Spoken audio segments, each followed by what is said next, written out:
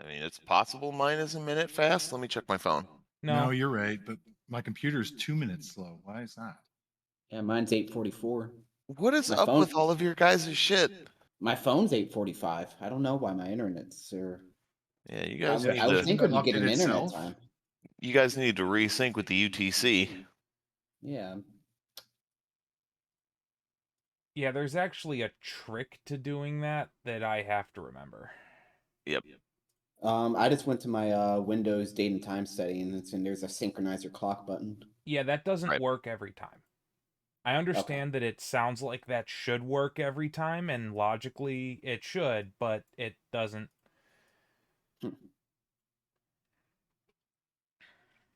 Cobb, do you want to call roll call? Or do you want me to do it since you're remote?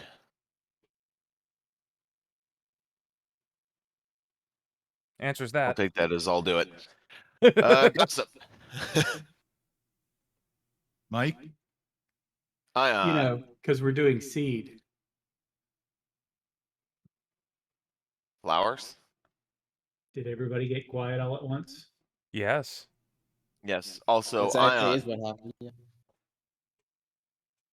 Ion. All right, Ion said Mayo. Mike? Mike for me. Mongo.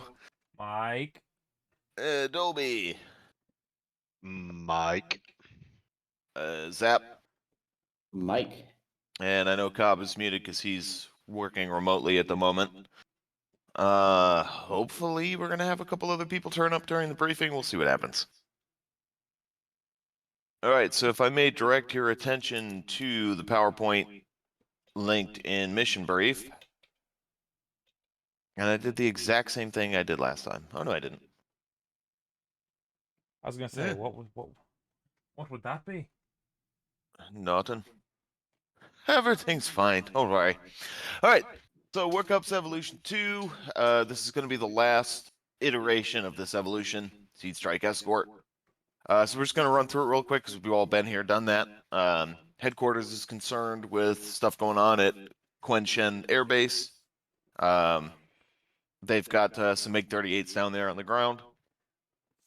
We're going to be directed to do a show force power projection. Actually, it's more of a strike mission, but so we're going to generate seed strike package with an escort.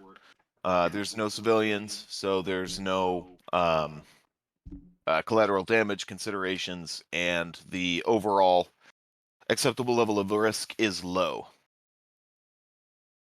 All right, so as part of our workups, that should really say Evolution 2. So the strike package is the primary mission supported by Seed and Escort. We're going to focus on flight coordination, timing, and getting a good combined attack effect on target. So we're going to be attacking the airfield and destroying the SAM, protecting it. The Seed flight is going to be the mission commander, since they're going to end up with the most SA at the critical time. We're going to take off from Nellis, 03 right, and land the same. So we're going to be working a lot on timing as far as when we take off, get to the ARIP, when we push, hit the IP, all that stuff. We're going to follow the MDCs as far as our fuel and timing planning worksheet. We're going to make sure we get the weapons set up and employment squared away. Departure and arrival sequences, again, make sure we have good coordination, and we're going to fly the procedures. All right, so Sting 1 is our escort. They're going to be defending the rest from any OP4 aircraft that come at us. Their ALR is the only one that's medium. The Seed flight is obviously going to be trying to destroy the SAM in the area. They're not going to worry about the short range, just the longer range SAM. Their ALR is low. One of the things you'll want to decide on for the Seed flight is your minimum abort range. I recommend like between 30 and 40 miles. So like it's an SA-8 that's down there, but we can simulate, hey, if it's an SA-10, what would you do? And in that case, your minimum abort's going to be about 40 miles. And then the strike flight is going to kind of come in behind everybody else once the area is sanitized and do a pre-planned drop of GBUs. All right, here is our flight assignments. Is anybody doing a mission that they've already done before? I'm pretty sure I've got all that right. Nope, new for me. All right, cool. I think I did seed before, but I'm good with doing seed again. All right, so we're going to be stepping at 1200 DCS Zulu. That's or 2000 DCS Zulu. That's 12 noon. We're going to give ourselves 20 minutes on the ramp, and then we'll depart. Dream departure as we've been doing. We'll meet over at the ARIP. We plan on taking 2,000 pounds of gas, but if we have more time, we can take more gas. No big deal. We're going to push to Emily. That time is not accurate since we updated the timing, but that'll be on your MDCs. All right, so the basic idea is that Sting 2 is going to run in first to deal with the SAM, and Sting 1 is going to follow closely behind them for air-to-air cover. Sting 2 is going to do the first volley to suppress and potentially destroy the SA-8, and then reassess from there. They're not going to press the close range. Again, minimum abort, something like 40 miles. And when you report Magnum, you're going to want to report the expected time of flight of the missile. So instead of just Magnum, Magnum 2 minutes, Magnum 90 seconds, whatever. So then reassess, fire a second volley.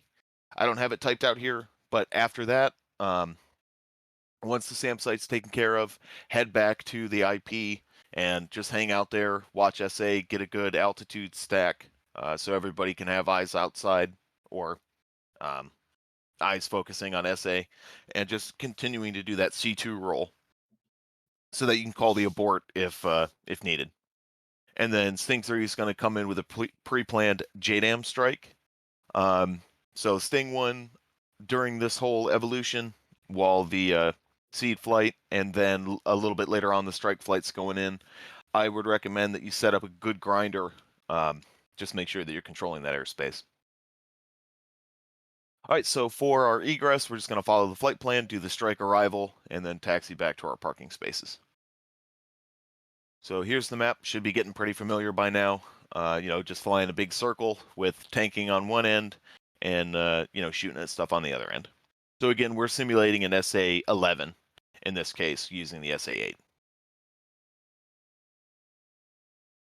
So here's the particulars on the SA-8. The main thing is it only has a 5.4 nautical mile range, and your harm code is going to be 117. So that's the reason we're using the SA-8 to simulate a higher order SAM. Is one, there's 4 things with radar to shoot at, and they've got a little bit shorter range. So just sort of mentally picture an SA-11 out there. All right, and then as usual, just a quick look over our MDCs. Not going to spend too much time going over these in detail. Notice that the timing for the ARIP is in ETA Zulu is going to be 20 hours, 41 minutes, 27 seconds. So go ahead and, flight leads will punch that in. They can delegate that task as well. And we're just going to try to hit those as accurately as possible. So then we're going to have about 20 minutes, actually almost exactly 20 minutes before we need to get to Rachel. That's the other time that's critical. After that, on our way between Rachel and Quartz is our IP. And the timing on that has more to do with the coordination between flights than trying to get there at exactly the time it shows on the card. So that's where we're going to start to deviate from the timing on the card, and that just becomes an estimation for calculating fuel burn. As you see, we've got plenty of fuel remaining by the time we do our big round trip, so we shouldn't have any big fuel issues out there. And then again, we have our targets, and I was not able to go back. I just haven't had the time to go back and fix the coordinates there. So the first west is north, the second west is west. So sorry about that. It's what happens when you copy and paste script. You get little mistakes like that creep in. So Ramrod's still going to be cheap joint. The SA there should actually be that we have an actual SA-8 out there simulating an SA-11. And then we have, some Red 4 aircraft potentially. And then, of course, we've got our tankers, 1, 2, and 3 on 261, 262, 263. And then the from 41 to 43 Yankee on the TACAN. And then again, the only note, Tam, is that we're taking off no later, or ideally at least taxiing no later than 20 minutes after step. All right, I know we've done this a couple of times. Does anybody have any questions on that? Yes, for the ARIP, what's the altitude stack again? So the altitude should be, Because I remember they were separated by 1,000 or something like that the last time we did it. yeah, so it'll be 20,000 for one, and then I think it's 3,000 feet, or I think it's 2,000 feet. So it's 20, 22, and 24, I think. And then I think last time we actually had a snafu where Shell 2 and Shell 3 were both at 22,000. So watch for that. When we're on the way to the ARIP, we'll have Sting 1 maintain 20,000. Sting 2 will go to 22, and Sting 3 will go to 24. And then if Sting 3 just has to descend down to their tanker after they deconflict with the other flights, we'll run it that way. All right, any other questions on that? All right, cool. So with that said, we can split off into the individual flights for brief, and let's call step at 10 past the hour.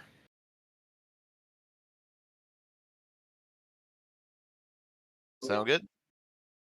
Okay. Roger that. Uh,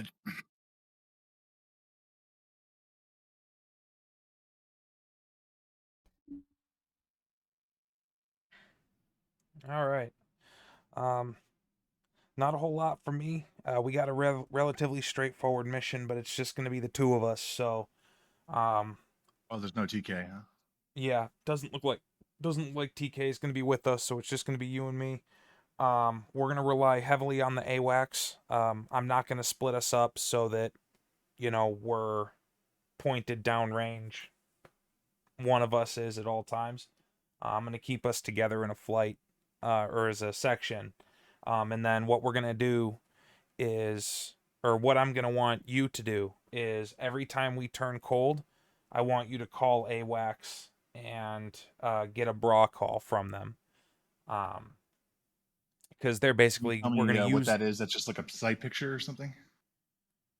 Yeah. Raw call? Yeah, the menu, it'll say request bogey dope. Oh, bogey dope. Okay, gotcha. But the format that they give the bogey dope in is BRAA, or bearing, range, altitude, and aspect. BRA. Gotcha. So they kind of list all the potential things out there. No, that's a picture call. Picture is when they tell you what everything in the battle space looks like, all of the different groups. Bra just threats. A picture can be just threats too, but a bra is the most specific threat. It's the one that is either closest to you, okay, or poses the most immediate threat to you. So whenever we turn cold, I'm going to want you to call the AWACS and request bogey dope. So that we can kind of know what's going on when we turn cold. Our acceptable level of risk is medium. So, if it comes down to it, when we should skate as part of the timeline, we may have to bonsai, depending on how many of them there are and where the seed flight is. Basically, if they move to engage the seed flight, we're going bonsai, because we have to protect the seed and the strikers. So, if they engage, if they start locking either of those groups up, we go bonsai, because we have to protect them. Other than that, we'll set up our cap altitude. We'll plan Angels 2-5. and I'm going to try to keep us no further than 20, or yeah, no closer, I should say, than 20 miles DME from the target area. That way, basically no matter where we are, we're at least within max launch range for the AMRAAM. Are we carrying harms? It looked like the card said something about strike and then seed escort, which No, oh, that's never just mind. the title of the That's mission. the whole thing. Yeah. Okay. Yeah. But other than that, we're gonna plan to push at, or we're gonna plan to be taking off at 2020 Zulu. You know, keeping in mind that pretty time doable. on target requirement for the tank track, which was 2043-17 or something like that, 2041 something. Pull up the card here. In one ARIP, right? Oh. 2041, 27 ETA. Yep, 2041 27. So hopefully we won't have to burn the entire time to make that happen. I don't Yeah, I mean, we expect don't so. have to program anything, so it shouldn't be too hard for us to get off the field. Right. It shouldn't be terribly difficult for us to make that. But just in case, let's both make sure we've got that plugged in. And then as we go along, we'll make sure our numbers are agreeing with each other. Other than Yeah, that, sounds good. when we get into the jets, at 2010 Zulu time is when I will call for the radio check. I'll call on 161 in the red or whichever button on whichever radio. All you have to say is 2 in the red or 2. And then I know that you're on that frequency. Other than that, I think that's about it. Basic, the normal SOP stuff, set Joker 5,000. And make sure when we get into the shit, all of your Fox calls, let me ask you, what information do you have to give when you make a Fox call on a bandit? It's a good call. I remember we talked about this at the end of the last one, but I wasn't paying attention, or I wasn't like in the BV. I was thinking about the other stuff, the strike stuff, so I wasn't paying attention as much. So you would say, Fox, and I guess the type, if you were using different types, you give a bearing off a bullseye, right? Yep. Or that's when you're talking about the target you're going after, essentially. And then you would say whether you're skating or going. Not quite. So that's later, I guess. Yeah, that's after you fire. Yeah. Yeah. So it's gonna be, Sting. It's gonna be Sting 1-2, Fox 3, Bandit, Bulls 27530, which is your bearing in range from bullseye to the bandit. And then, cranking left or cranking right, whatever you're doing. Right. Okay. That makes sense. Yeah. What we're gonna try and do, since it's just us, we're gonna crank in the same direction at the same time. So our first crank's gonna be a crank left, and then our second one's gonna be a crank right. And then to confirm that call is going out over the AWACS freak. Over the big voice. Yep, that's the voice that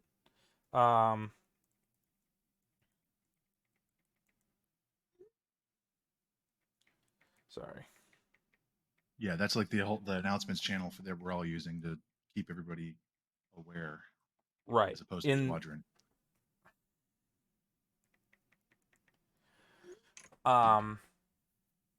Yeah, that's so like in the real world, if we had a human AWACS controller, he would need to know what we're doing at all times so that he can coordinate with other assets in the airspace. So,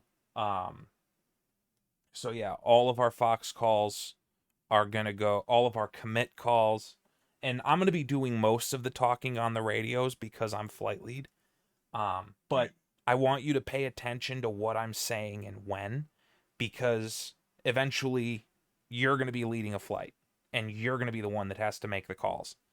So even though I'm going to be doing most of the talking on the radio, I want you to be paying attention to what I'm saying and when I'm saying it. Because it when you see it like that over and over again, when it comes time for you to do it, it's not going to feel so weird. Yeah, I've been trying to let it sort of seep in because there's a lot of comms that I don't really know when and exactly. So I've been trying to pay attention to that. But yeah, it's a good point. Real quick question: the Fox call, when you say the bulls, you're giving bearing then distance. Yep, and you don't say. You don't say anything in between. Nothing Just in say between. The first and then the second. Okay. Yep. So if the bandit is 275 degrees from bulls at like 25 miles, you'd say Fox 3 bandit bulls 27525 or 27025. And then everybody knows that if they're looking at that same bandit, they know you've already engaged and they're going to support. Yeah, that makes sense. When we go to sort on the bandits, we'll sort left to right. So I'll take the guy on the left, you take the guy to his right, and then we'll just go down the line that way. Track wall scan on the radar. We'll keep it 80 degrees of azimuth. And don't forget to set up the AZEL page and the IFF stuff. Yep, that's going to be crucially important, especially for our role, because we're going to have the lances to shoot down other airplanes. Right. And then so we got to make sure what we shoot at is bad guy. Extra data from the AWACS probably as well, right? We should have data link from the AWACS. But just in case. Good idea. It's kind of like a two part. Right. Exactly.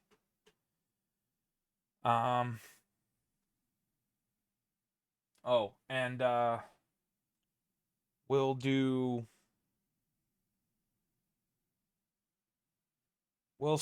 see about which radio to encrypt, radio 1 or radio 2. Now that we know that switch is a thing. But okay, it's 2109 or almost 2109. Any final questions before we step? Nope. Good. All right. Let's mute, step to the jet, and at 2010 Zulu mission time, I will call for the radio checks.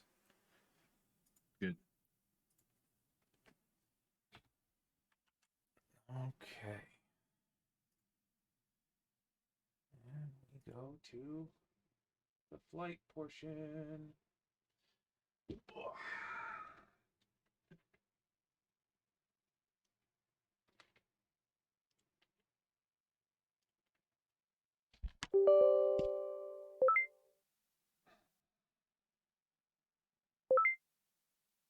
Perfect.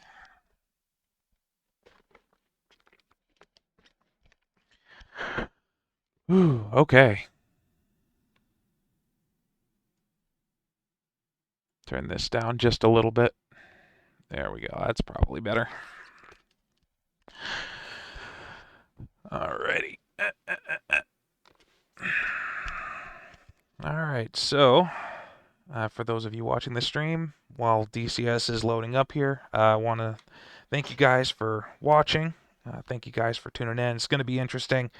If you missed the briefing, we're going to be doing air-to-air supporting our other assets. We got a seed flight and a strike flight that we are needing to protect. And it's a little disconcerting that I'm the only one in the server here. It's 21:10. Okay, there's everybody else. Perfect. Alright, so let's start getting this bad boy set up, get him configured.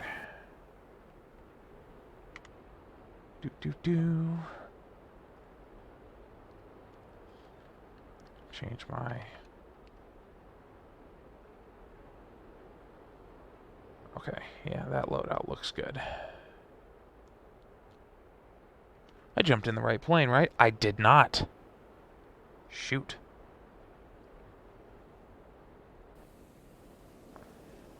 Ooh, that would have been bad.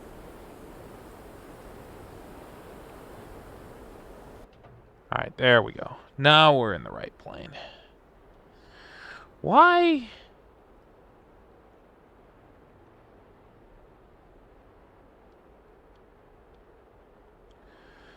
Oh, well, that's gonna be borderline useless.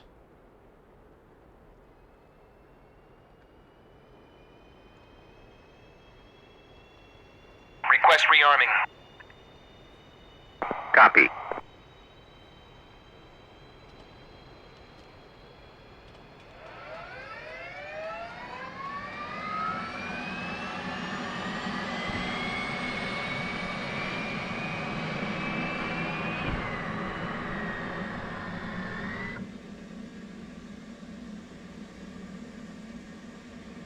Get our oxygen turned on. Strobes are on. Our engine RPM's coming up, 18. Bring in the fuel. Rearming complete. Fuel's coming in. There we... And there's light off. Perfect.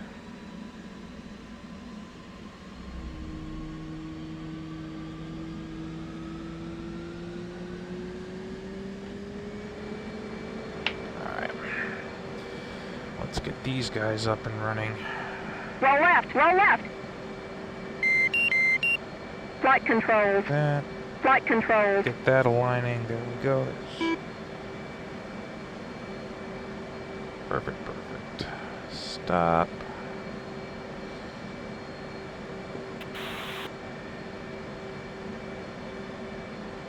My control system. Come back here.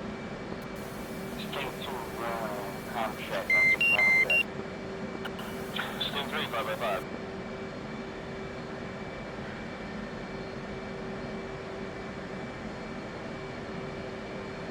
Alright, bring in the fuel for engine 1.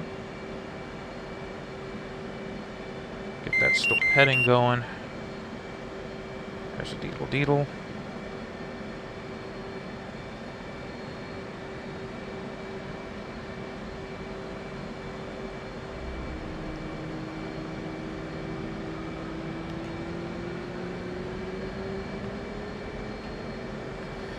Alright, there's both engines. Finish our startup here. So I'm gonna go IFF on and mode 1. Oops. Mode 1 to 10. Mode 3 153. Oops. 1537. And we're don't need that, gonna get our data link turned on. Oops. And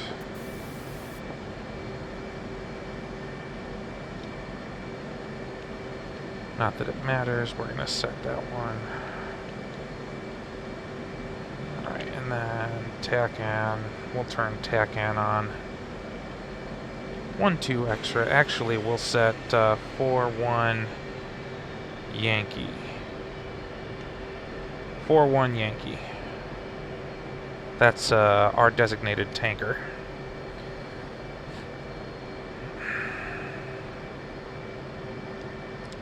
Get the HUD up there. Stingray 547 checking in on 161 in the red. Alright. 547, 555. Alright, let's get our air-to-air waypoint. Juno, ARIP, Court, Beat, Strike, Gas, Apex, Sims, Craig, Nellis, Chick. Okay.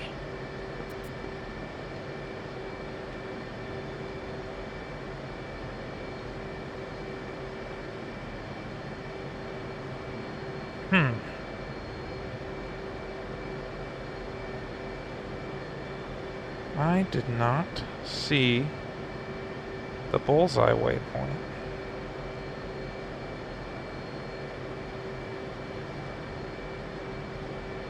Alright, we're going to use T-76-0 then.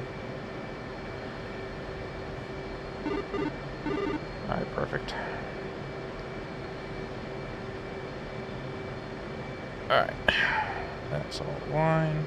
Dink. What time? Alright, we got... I briefed 2010 Zulu as the time I was going to do the radio checks. So we've got 2.5 minutes until that needs to happen, so let's take this time to make sure we got everything good to go. We'll turn that on. Let's get our HUD turned on.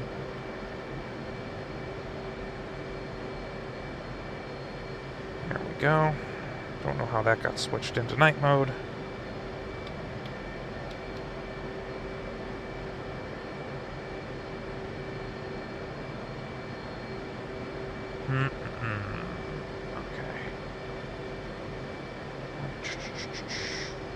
Adjust controls.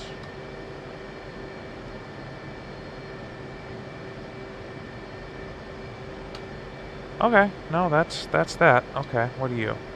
Ah. Alright, we're gonna keep you there.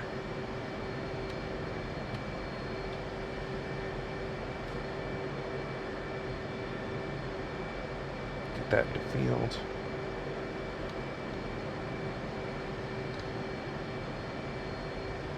Flaps work. Probe works.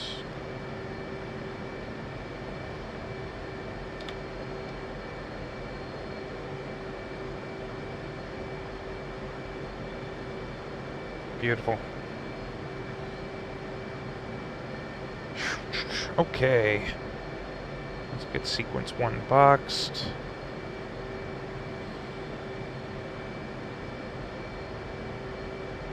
Alright.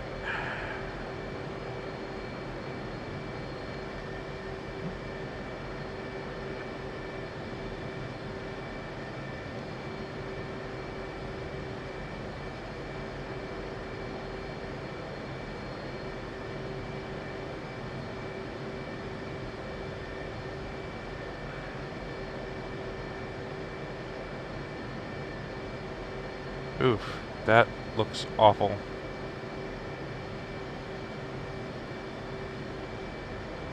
Alright, so Sting 1. Comms card. Fuel planner.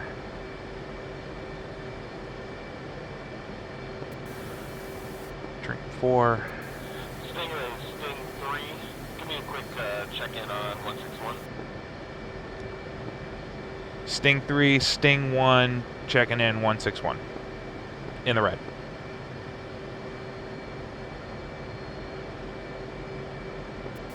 Sting 1, Sting 2, that's 555. Correction, Sting 1, Sting 3, you got your 555. Sting 2, can I get a radio check on 161, please? 204127. Alright. Go sequence UFC. Time on target. 2, 0, 4, 1, 2, 7. Stingrays encryption Papa. Alright. 0, 1, 2, 3, 4. No. Yes. Checking in, 2, 3,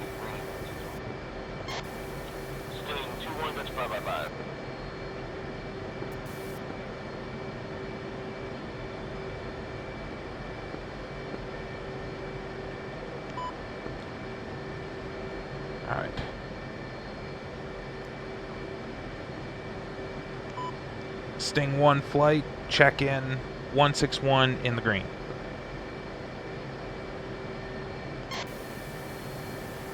Sting 1-2 in the green. Sting 1 flight, check in button 2 in the red. Yeah, I missed my time by a little bit.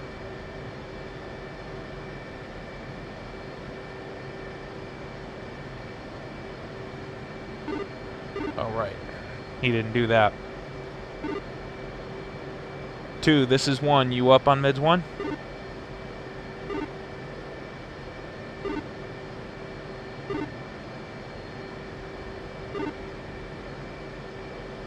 I hear you keying the mic, but nothing. there. There we go.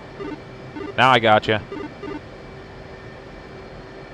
It was doing weird stuff where it was just like auto transmitting and then shutting off. It seems to be okay now though.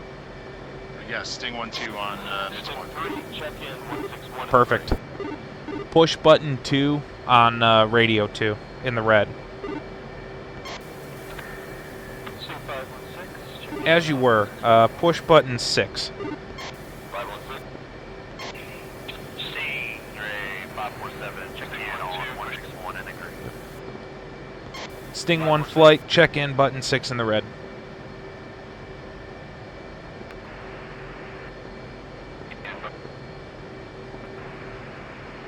Sting 1-2.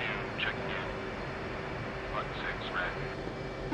Remember, calm brevity. All you gotta say is 2 in the red. Yeah, sorry, this hat is acting strange, which is just throwing me off mentally, but I think it's okay. Yeah, no worries, you're alright.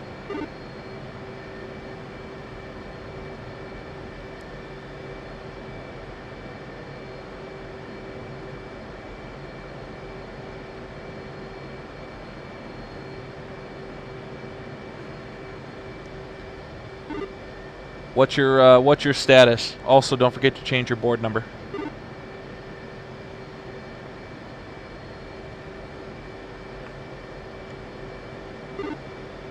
Other than board number, I should be ready to go here. Roger. I'll call Mike Charlie, let him know. Sting 3, Sting 1.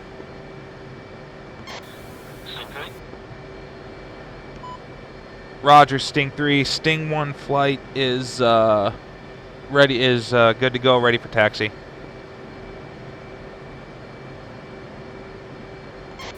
Roger.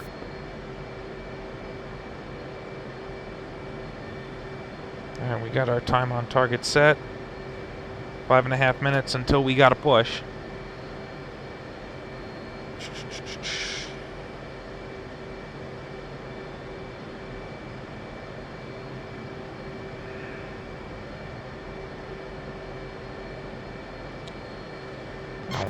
Sting 3 is programming bombs. Should be ready by our intended taxi time.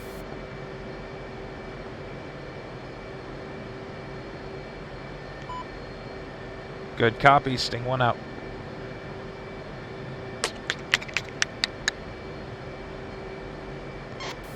You guys can go ahead and taxi first, and then we'll taxi out behind you guys. Good copy. Alright, 2, you ready? Be firm.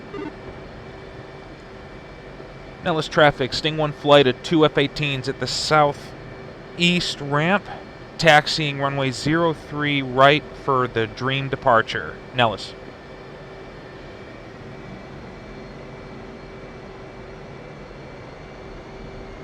One's rolling.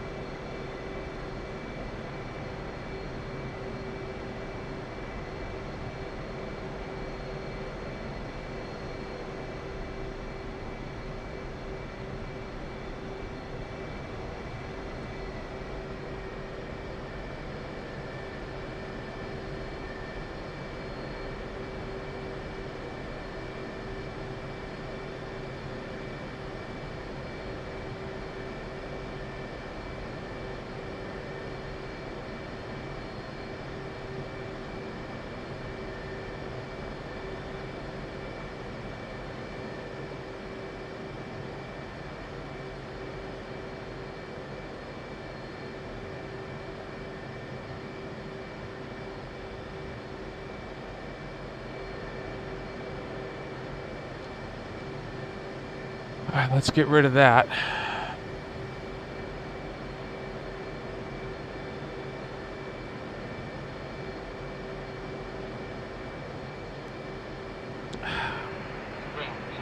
I'm so frustrated that for whatever reason that is all the way over there. Checking in, button 6. Ground, Sting 2, flight 3FA18, taxi to install for runway 23. I don't know why it's all the way over there. You know what? I might know why. I'm gonna check something. Nope. That wasn't it. So... Sting 3, check in, button 6. 2, check in, button 6. Stingray 547, checking in on button 6.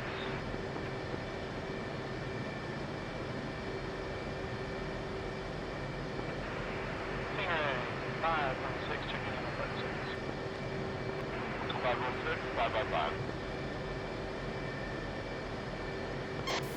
Sting 3, Sting 2. Over 3. 2-3 had a little bit of comms issue. He figured out that he's going to start up now, so he's going to be a little bit of a delayed taxi. there we go. Alright, so he's still spooling up, so do you want us to wait for him, or just actually out front?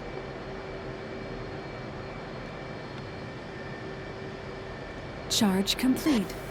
Yeah, I'll catch up.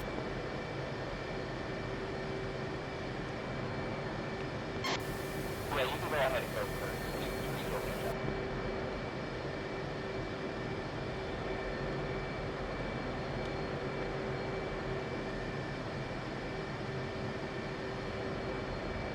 Alright.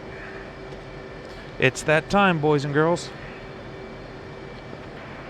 Nellis, Sting 3, flight of 3, F-18, taxiing runway 03 for departure to the north from Gulf, Nellis. Nellis traffic, Sting 1, flight of 2 F-18s, taking runway 03 right for departure on the Dream 4 to the north, Nellis.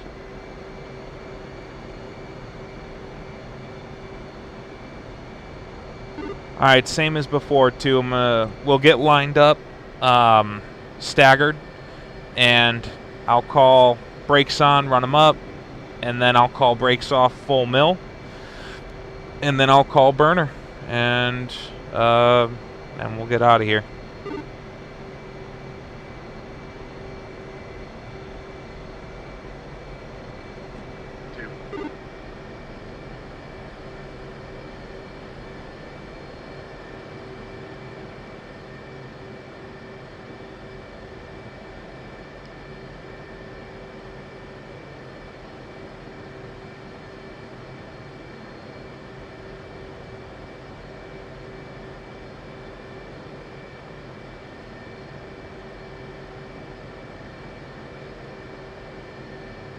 Alright, hold up there.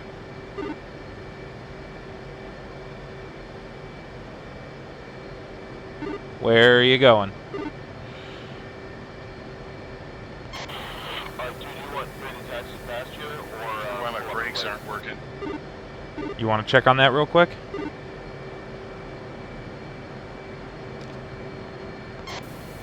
you can go ahead first, and you still look like you can catch him up, so just go ahead and take off, and we'll catch up at airport.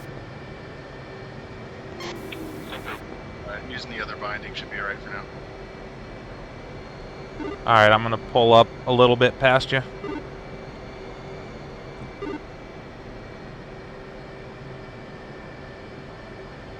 Alright, brakes set, run them up.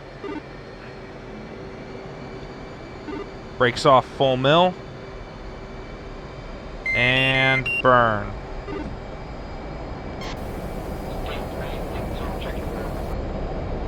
Oop, let's get that off.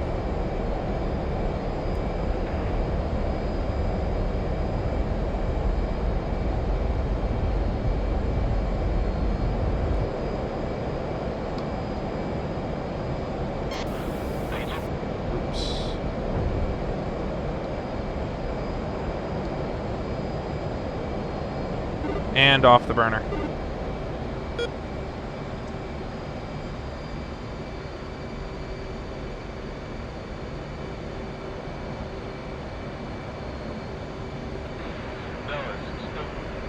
And I reset my trim. I wonder why this thing's trying to pitch up so hard.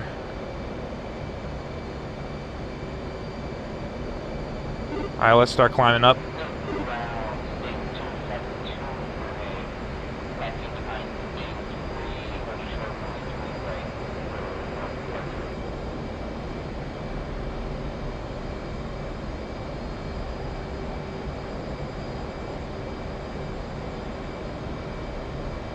There we go. Now it's starting to behave a little bit.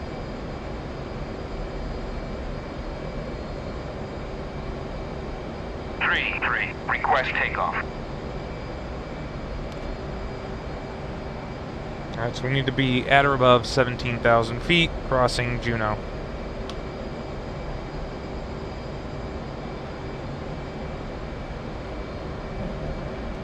Right now...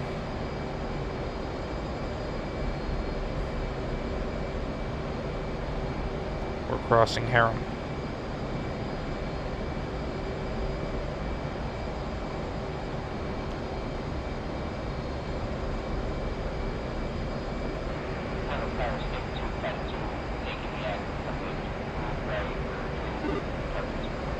Two, I'm blind on you.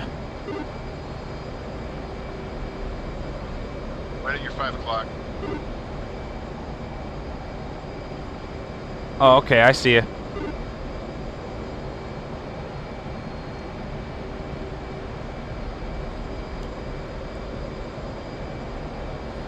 Alright, I believe this one is Juneau. Yep. So we gotta be above 17,000.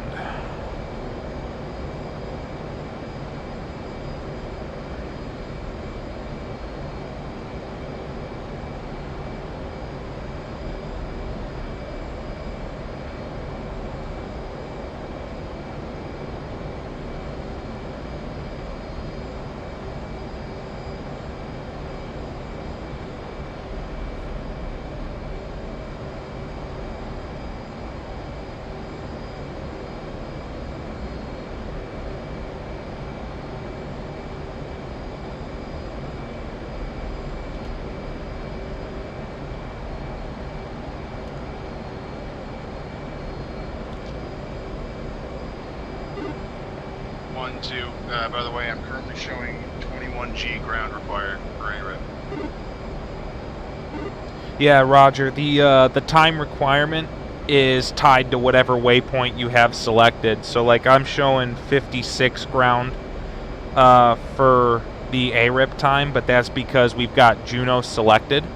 Once we switch it to the ARIP waypoint, that's going to change. Yeah, it's kind of silly that the Charlie's nav system doesn't let you set a time on target for a specific waypoint. It just lets you set a generic time on target. It's kind of dumb. Yeah, that is pretty funny.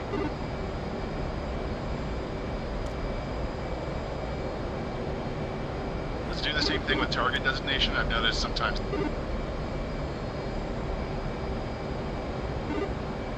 Yeah. We're going to level out Angels 2-1.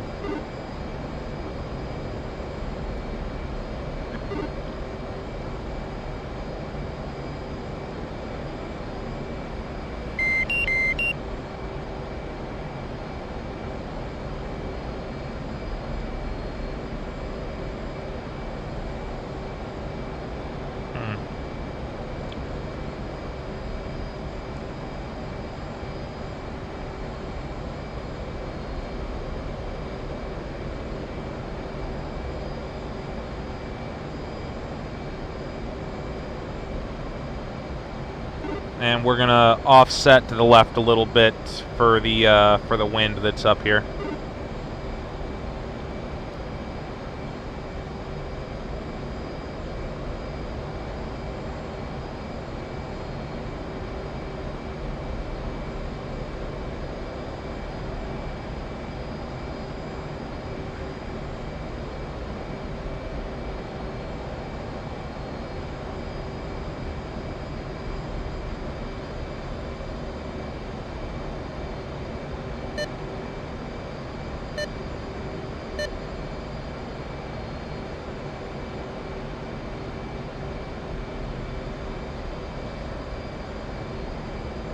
Alright, I got 324 required to the A-rip.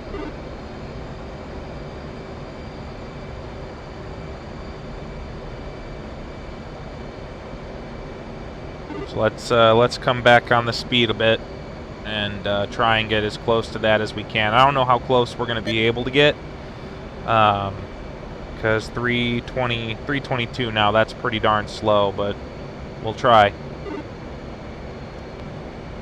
Yeah, Roger, I have the same one now. Sorry, wrong channel. I have the same speed. No worries.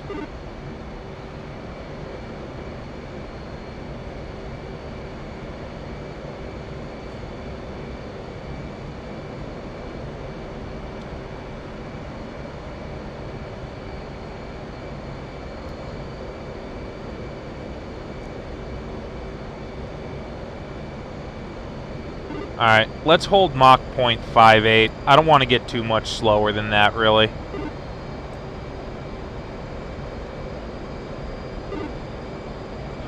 Roger, 58.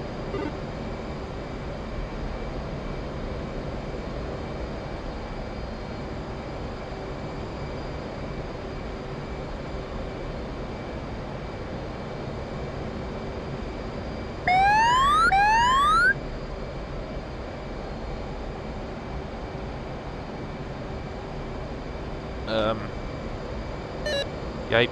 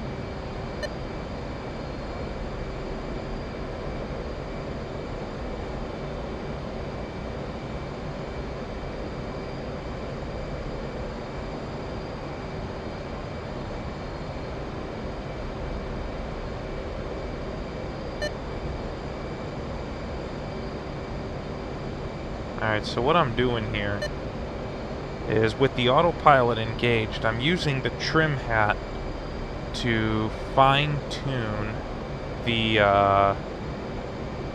vertical speed of the aircraft that the autopilot's going to attempt to maintain. And once it gets where I want, there we go. Oh, shoot.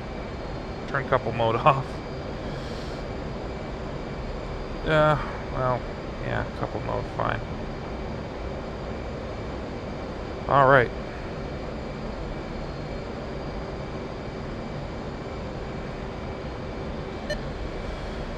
Okay, let's check our comm card here.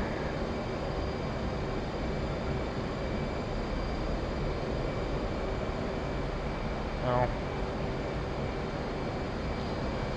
Ugh. Alright. So we're gonna be 261. So we're gonna have to plug that in. Is Angels 2467 miles out from A-Rip. Gonna hit it right on time.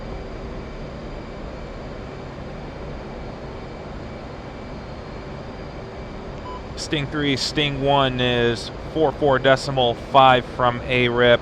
Looking like we're gonna be a little early. Sting 2 got scheduled right down by Sting 3 about 9 o'clock. Hey, 2, go ahead and switch over to my left side.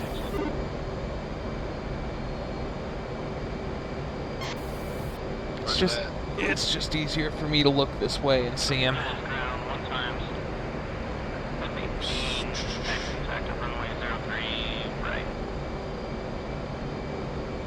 And 2, go ahead and push button 2 on radio 2, and then tune it to 261. 261 on button 2, radio 2. Raj 261 on radio 2.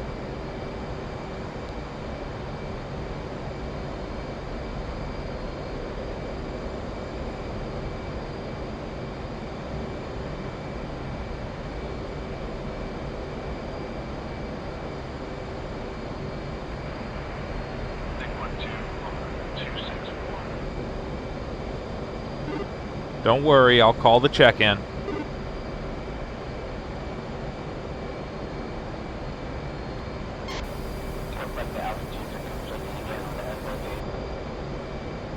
Sting 1 flight, check-in 261 in the red.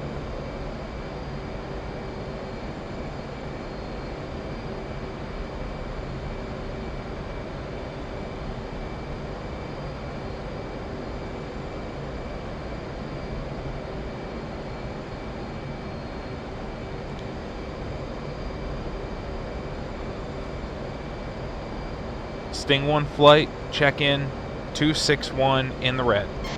Right, Sting 3 is solid visual with 2 of the 3 tankers. Sting 1, 2 in the red. That was better, but remember, it's just 2 in the red. You don't gotta say Sting 1, 2, just 2 in the red.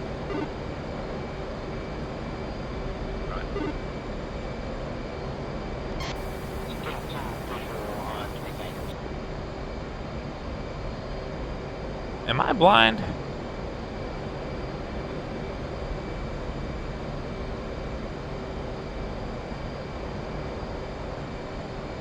Aha! There's one. Sting 1's visual on 1 tanker. 28 miles from the A-rip.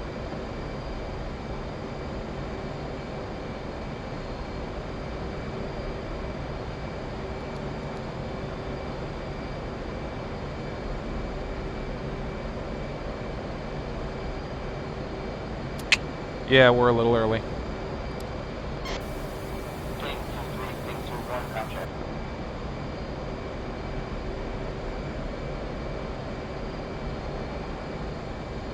Alright, there we go. Got 2 of them now.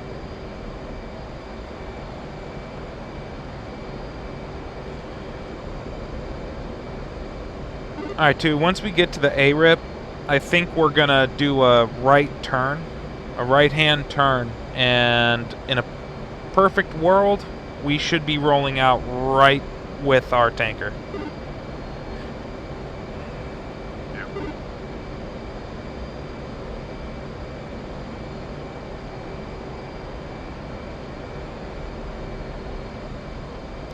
Alright, let's get the...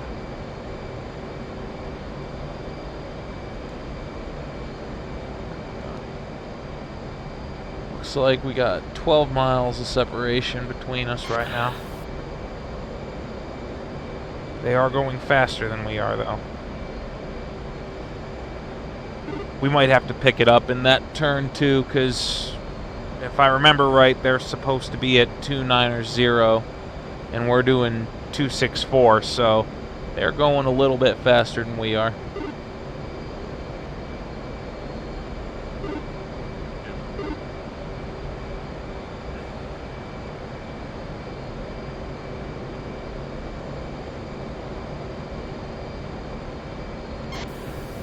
Sting 2, check IFF and the transponder. Well, I'm pretty sure I remember setting mine up. I did. Perfect.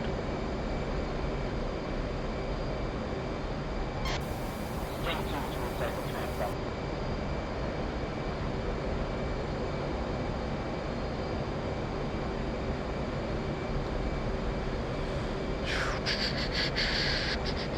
Alright, let's get... Oops. Let's get our fuel page pulled up here. Back off Sting 2, remember showing me the memo. Sting 2, Sting 3, that was, keyboard was trying to talk to you on button 6. But I told him they were probably already on your tanker freak. We just wanted you to flip the transponder.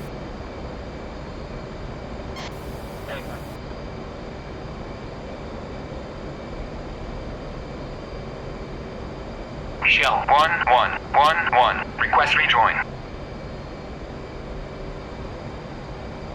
11 Shell 11. Proceed to pre-contact at 20,000 at 2. Oh, wow. 0. Alright, so we're going faster than he is, but 20,000.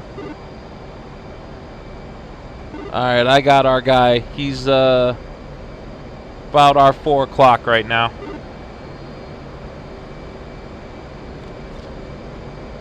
Oh, let's go ahead and start our turn to the right. And yes, I realized I started a turn to the left. You can blame coupled note for that. I didn't even see it.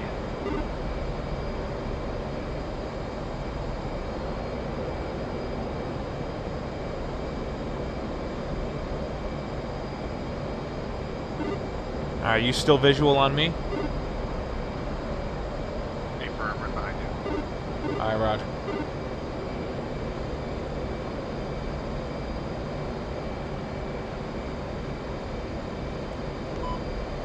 Sting 1 flight is joining up with Shell 1. Alright, let's start slowing it down. Boards out. Boards in. And come back on the power.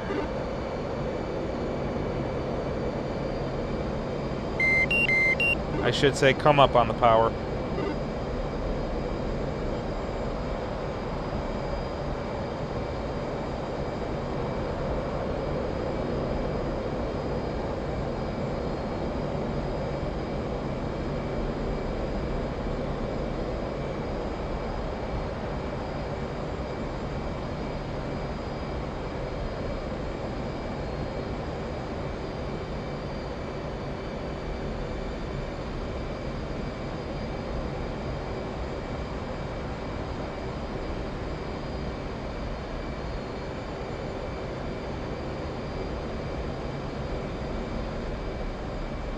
Alright, 2, is it easier for you to tank on the left side or on the right?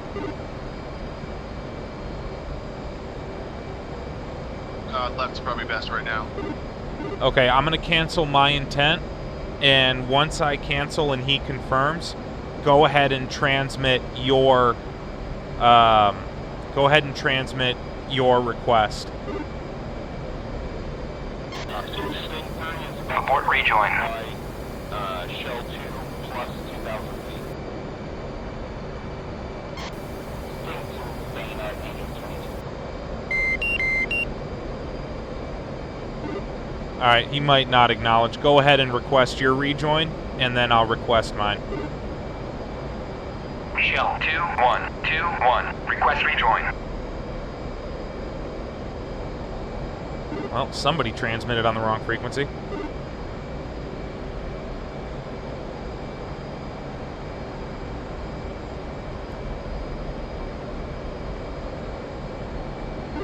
Oh man, this guy had better not be RTV. Request rejoin. He's doing some weird movement, that's for sure. Sting 3, Sting 1.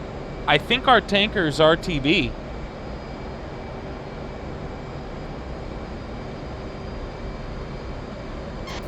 1, you say your tanker is RTV?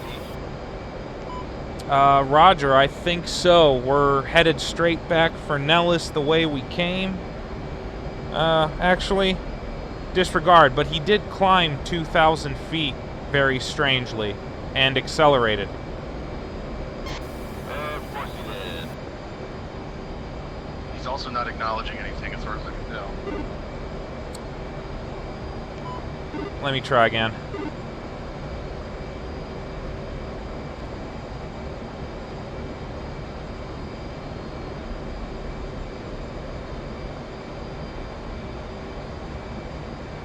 Shell 1111. Request rejoin. Alright, boards out. And back in. 11 Shell 11. Proceed Oh, to he answered me. pre-contact at 23,000 at 270.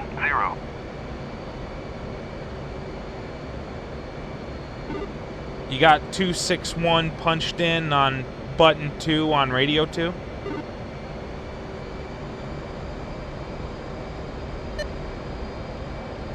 Pretty sure, I'll check.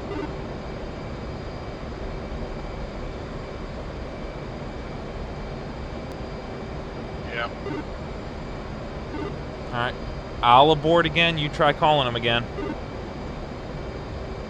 Abort I can try rejoin. the other side, doesn't matter. Well, you got to get him to acknowledge you first.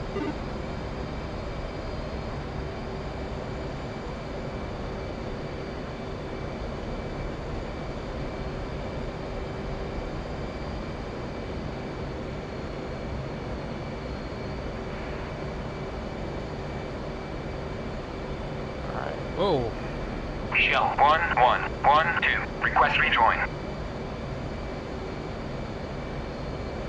1-2, Shell 1-1. Proceed to pre-contact Here we at go. 23,000 at 270.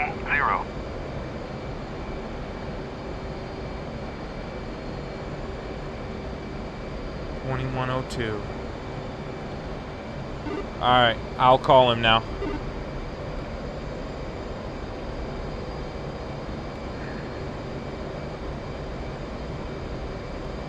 Shell 1111. Request rejoin. 1-1, Shell 1-1. Proceed to pre-contact at 23,000 at 270. Alright, I'm blind on you too. I'm gonna drop some altitude, and then I'm gonna move over to the right side of the tanker. Roger, I'm behind you on your 5, basically, a little left. Roger. Just worry about getting lined up on the left.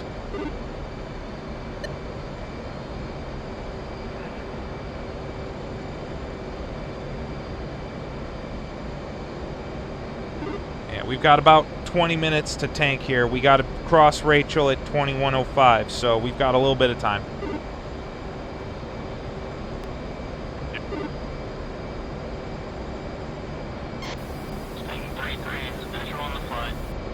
We are going to grab full tanks if we can, though, given we might have to use our burners a bit today. Yeah, Roger, man.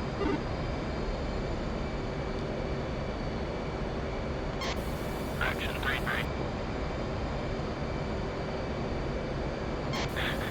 Correction. Get it together, book. Ugh. So many corrections. Alright. Ready, pre-contact. Cleared contact.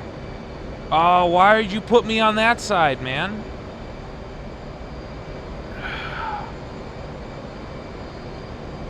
Damn it, he put me on the left side. What the hell? Let me cancel.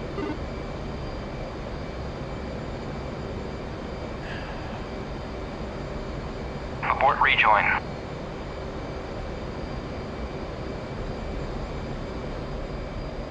Will it open up the right side for you when you do it again? I think you need to request, you need to be in position and he's got to drop the boom for you, basket for you. And then I can do it. It's alright, I just get a little more formation practice in, that's all. You think he cares if I'm... Oh, here we go, it just went back in. Yeah, that was from me aborting.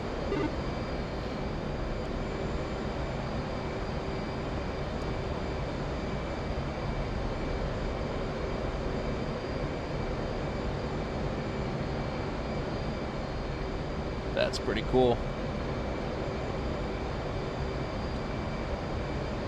Alright, come on, Gossip. Come on, buddy.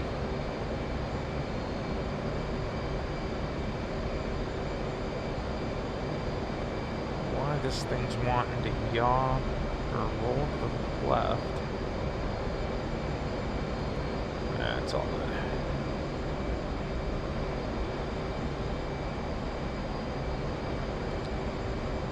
Yeah, that's looking pretty good, Gossip. Look at you.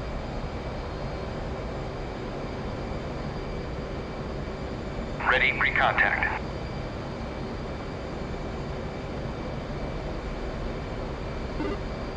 That might not have been on the right radio.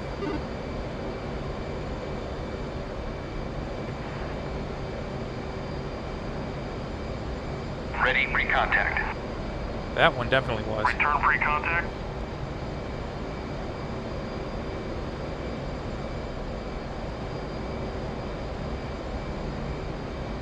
What on earth?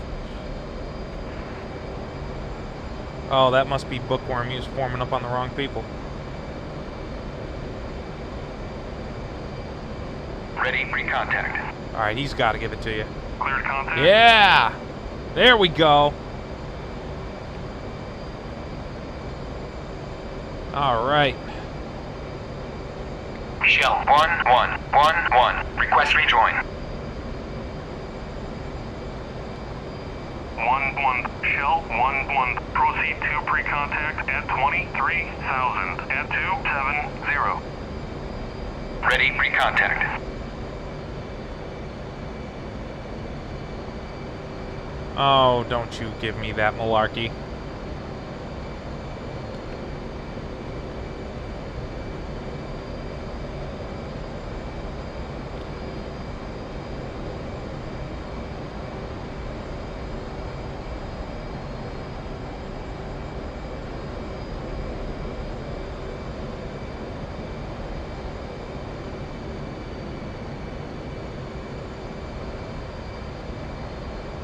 Ready, pre-contact.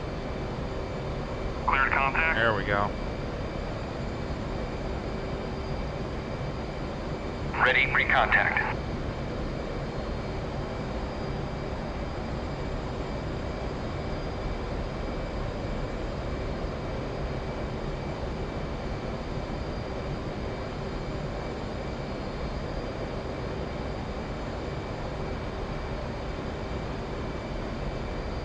So the trick with this is to not look at the basket. Contact. There we go. You're taking fuel. Contact. Return pre-contact.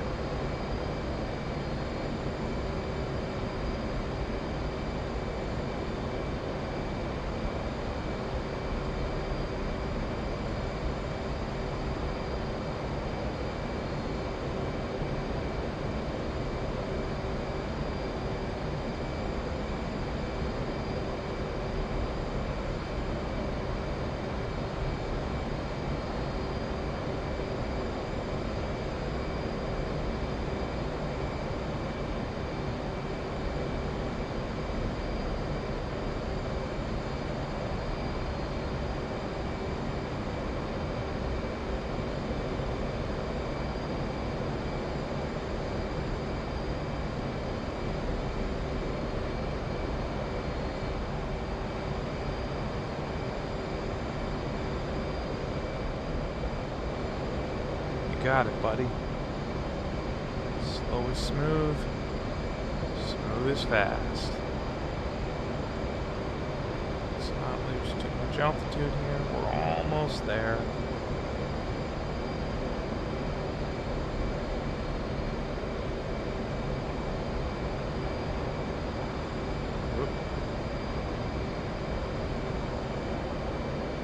Transfer complete. There we go. Disconnect.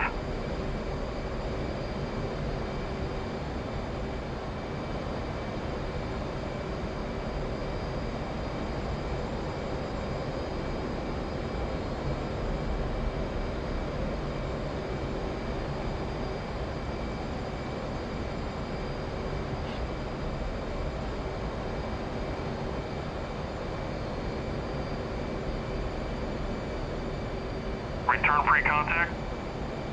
Ah, he's pulling it in on him, the bastard. I hate it when they pull it in on you like that. Yeah, it's no.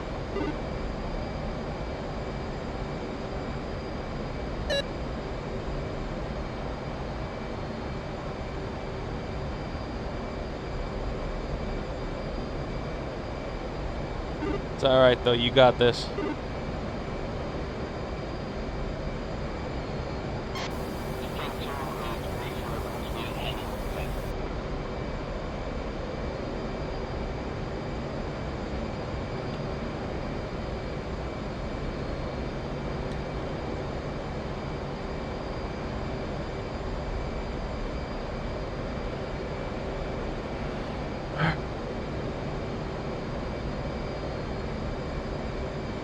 is our next hit time? Our next hit time is 21:02:42. Ready, recontact. Cleared contact. Nope. So sequence 21:02. Oops. 21:02:42.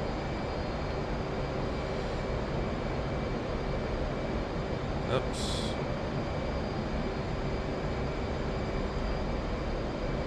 Alright, let's get back in formation over there.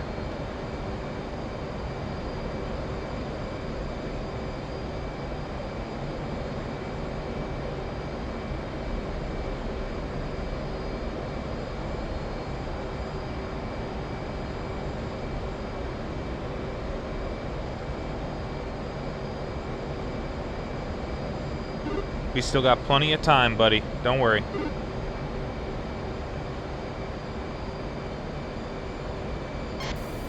Stingrays, Sting 3, we have keyboard on 161, but he's stuck transmitting only in the red. So if you guys want to switch over to in the red, we can have keyboard. Who the fuck is keyboard? Either that or we can have him talk to us on button 4. That actually makes a lot more sense. I'll just do that.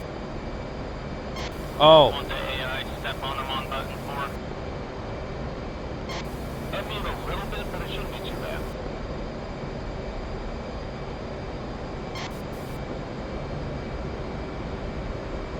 He's talking about Cobb. Should be able to change him for setting easy. That's alright, but as well.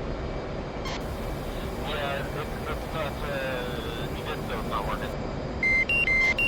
Fuel low. Fuel low. How is that? How?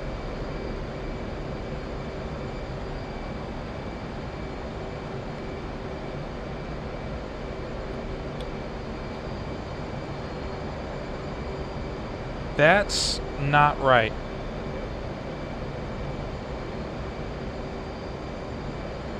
I just got a fuel low warning, but there's no way. I dumps off. Yeah, you filled all the way. Stingray's nearby's keyboard is Sunrise 256 but 4. What a time to have some technical problems.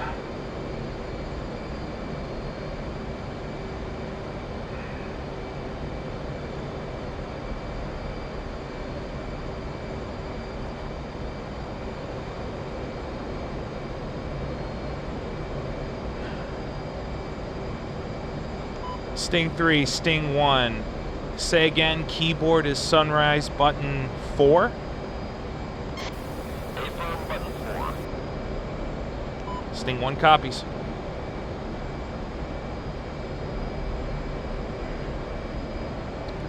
Okay, so that solves that mystery. I had, accidentally... Return pre-contact. Desynced all over the place. Yeah, I saw that. Looks like he's stable now, though.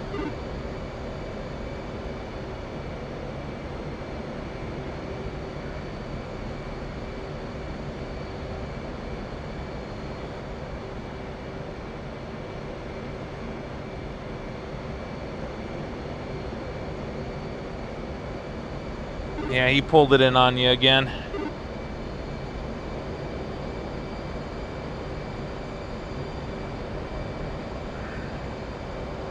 To be fair, I teleported around behind him, so that probably freaked him out a little bit. That's true.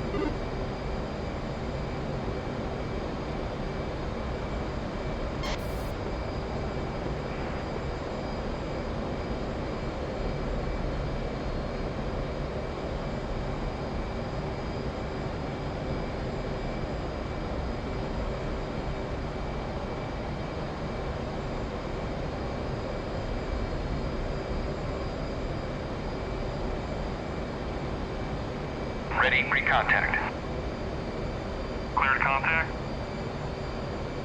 Well, I can already see an improvement. You're getting cleared contact basically first time now, so you've clearly been working on it. That's good shit.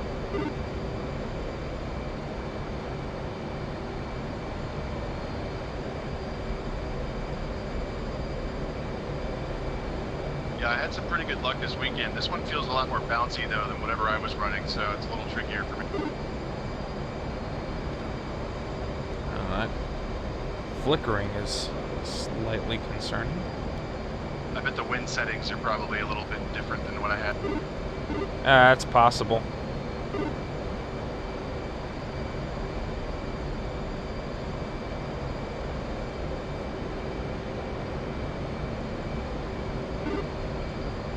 Alright, we got a turn though. We're out of time.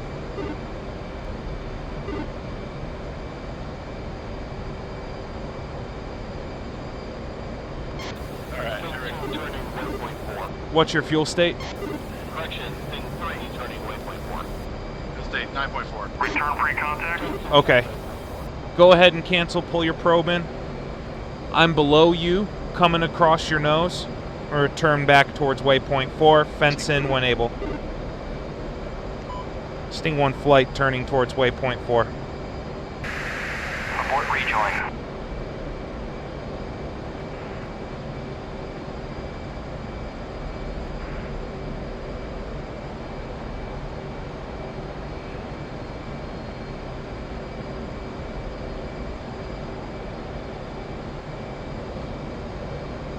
And push button 4 on comm 2.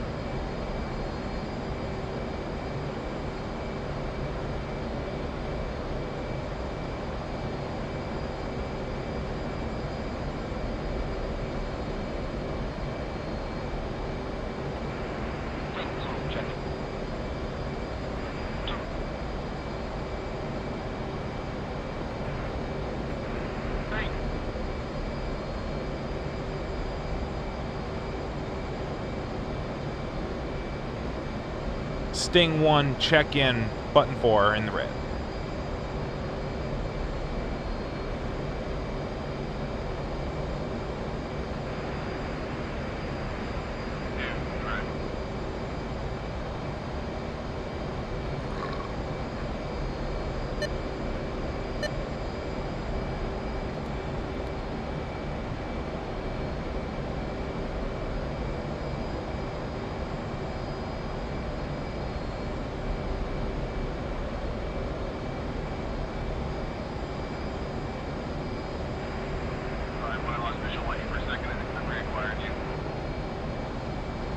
Was that for me too? Yeah, sorry, I sent that out on the AWACS channel. My own shame. All good. Well, work on, I think I'm visual on you. Go ahead and stay on my left side. I'm gonna, after everybody checks in with their flights, I'm gonna check in with keyboard.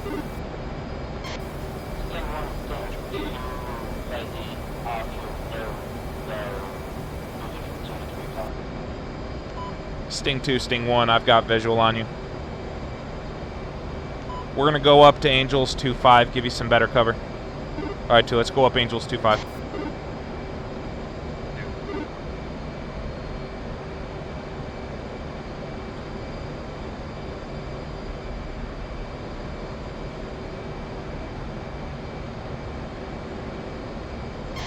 Sting 3 is 3 minutes out from Rachel. I'm going to plan on a straight run-in, but I'll see what's going on before we do that.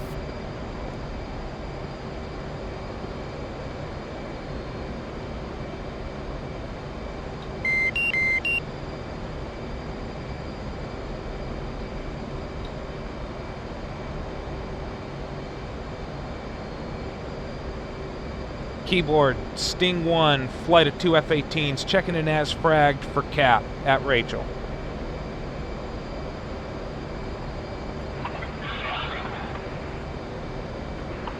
Sting 1, keyboard has you, Lima, Charlie, continue. Sting 1.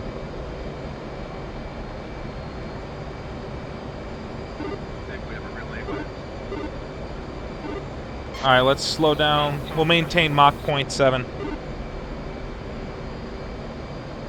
And...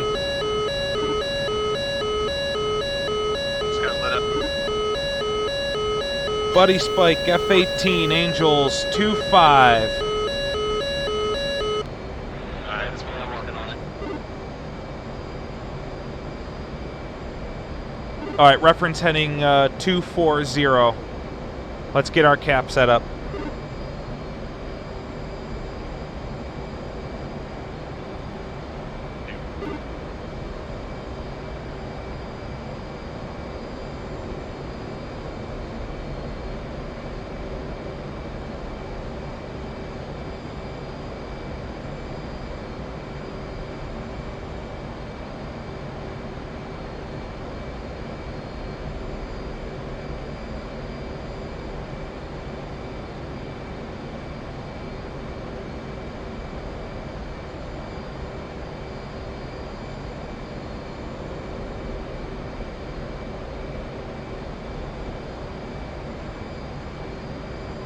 Okay. So it seems I've got that problem again where my radar azimuth just goes through the moon. Bra, 265 for 130 at 27,000 knots.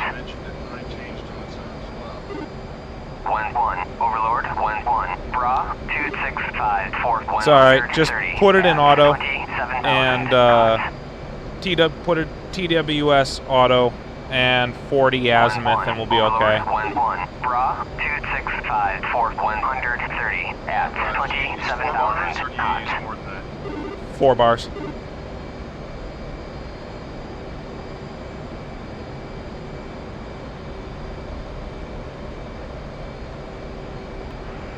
Sting 1, keyboard, 3 contacts, bullseye, 291, 148, hot. Sting 3, turning. Keyboard, Sting 1, copies. Sting 2, ready. Alright guys, we're gonna...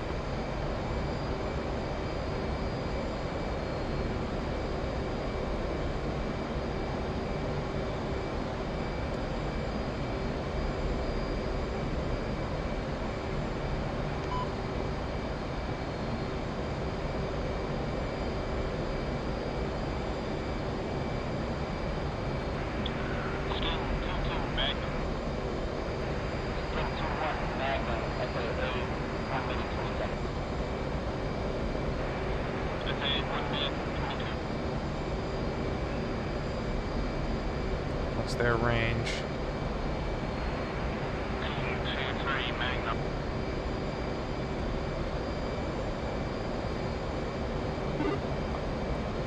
Alright, 2, let's turn cold.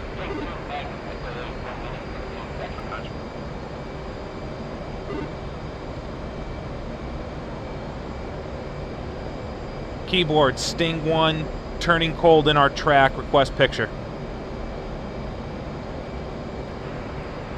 Sting 1, keyboard, roger, 3 contacts, still hot, bullseye 296, 131. Sting 1.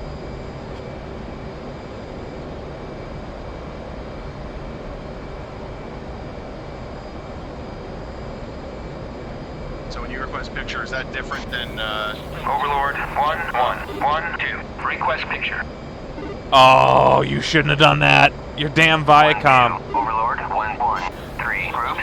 First group at bullseye, 3-1-1 for 130 at... To answer your question, though, I would not have done that if we were using the AWACS, the AI AWACS. I only did that because I know Cobb is going to know the information I want when I say picture. Yeah, Raj, gotcha. I don't know that I actually told them to do that, but it still did it anyway.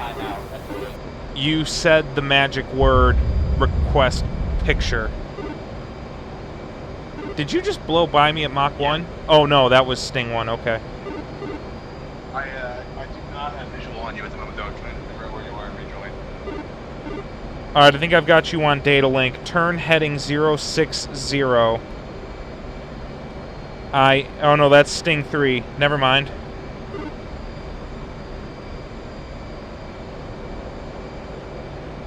There's a lot of plane. Alright, I'm visual on you. You're at my 9 o'clock, 3.3 miles.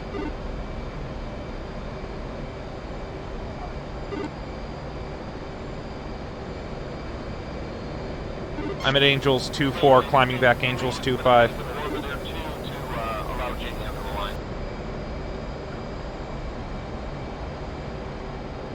Matter of fact, let's start turning back in, same reference heading. And that should help your rejoin. I'm turning left.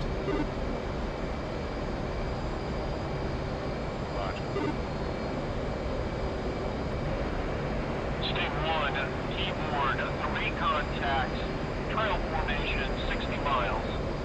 Shit. Sting 1. Keyboard, Sting 1, can you give me Bra to the Bandits from Sting 2?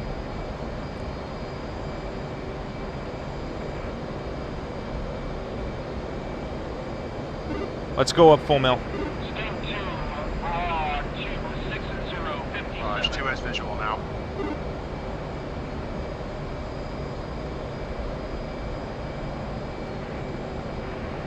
One Overlord, 1-1. Bra, 260, 445 at 29,000 Sting 1, hot. committing. Group over target. Bulls. Or group directly over target. Bra, 254. Alright, I've got the lead guy. Support me, okay? Raj. 1-1. Overlord, 1-1. Bra, 252. 445 at 28,000 hot. I swear I'm not asking him for that stuff.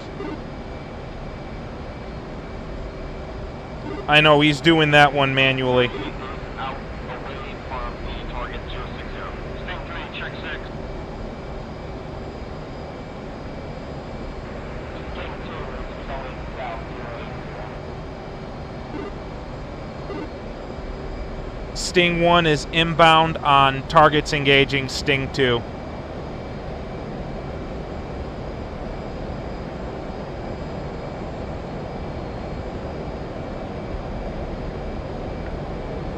Sting 1, Fox 3, lead target.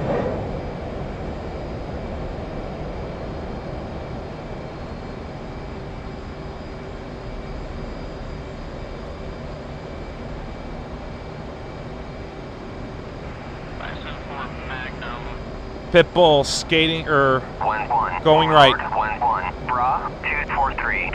Let's go right. I know I briefed left, but we got these guys bearing right down on our asses.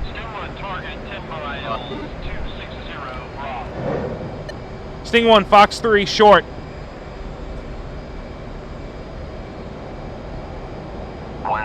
Overlord, 1-1, merged. Sting 1, splash. Sting 1, third target, 252, 22 hot.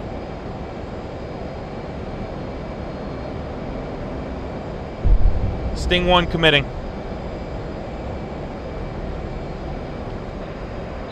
Sting 2, Sting 3, check 6.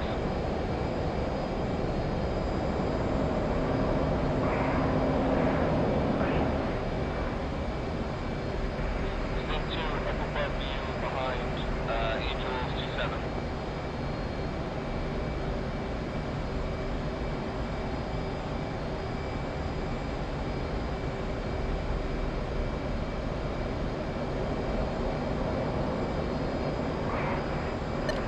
Sting 1, keyboard merged. Break, break. Sting 1, Fox 3, short.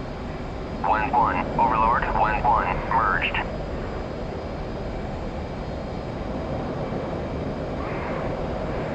Sting 1, splash. Nice, you got him. I'm still on your trail.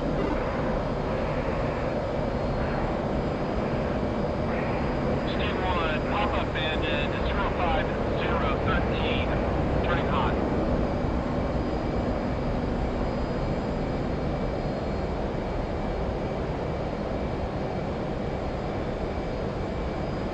Sting 3 running in from Rachel. 4 minutes.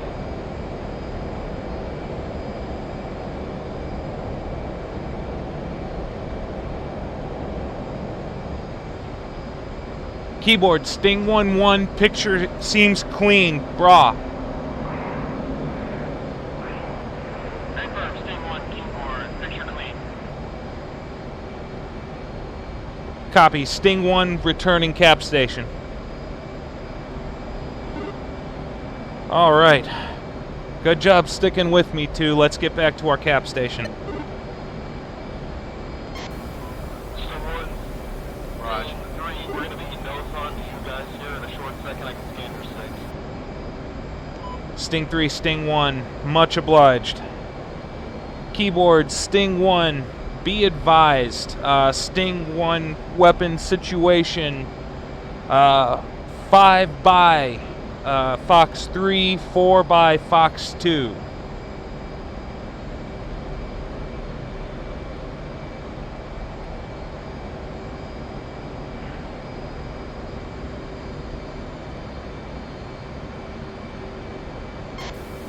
Sting 2, pushing south to Egress 3 and Red 37. Gonna set up a driver between Red 37 and the target.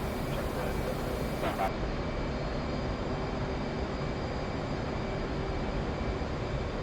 Alright, to reference heading 066. Roger, just got you back visual. Roger. 3, inbound from Rachel in 6 minutes.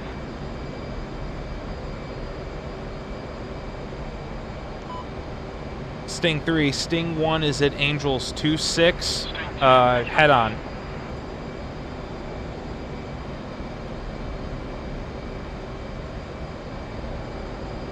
Visual you, Sting 3, we're gonna climb up and get above you.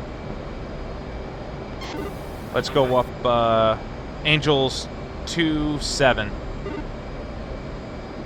Sting 3, Sting 1's climbing Angels 27 for deconfliction.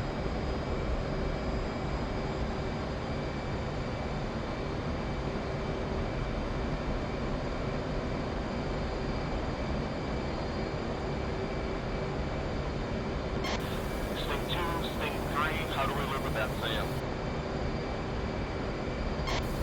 Sting 2 appears to be mission complete. We're not getting any radar emissions from SA8, and Sting 2-3 is running in now. The traffic they got stopped here.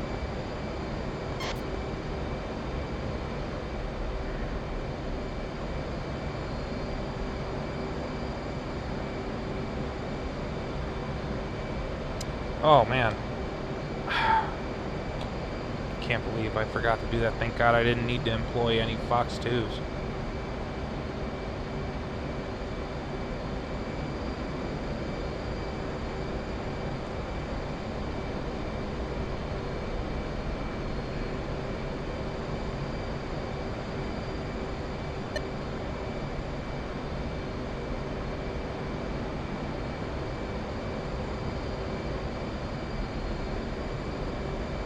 Alright, 2. Let's execute a 180 to the right and support Sting 3 as they go in.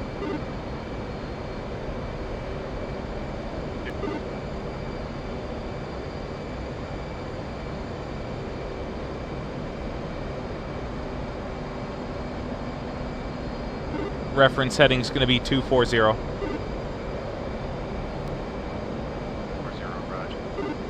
Also, what's your fuel state?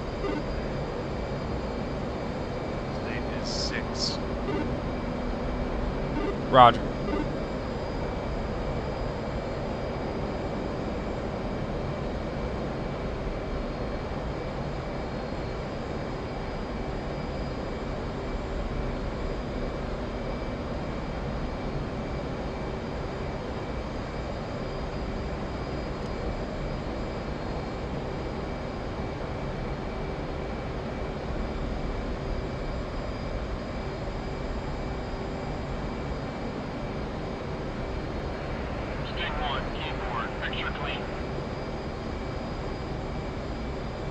Sting 1.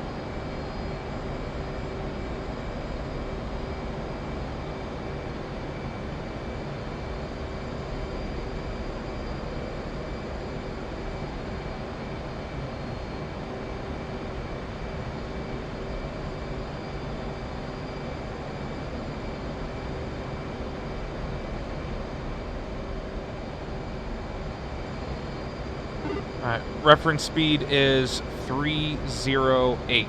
308. State 3 Magnum. Dog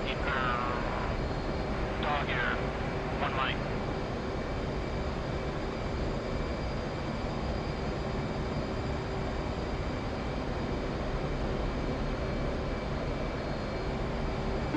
Wonder what happened to 2-3 that made him so late to the party.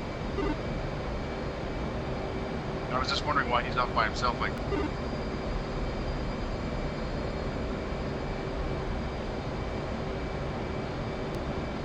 We haven't lost anybody, I don't think. No, I don't believe so. Magnum. Dog ear. Alright, let's adjust our heading, excuse me, 250.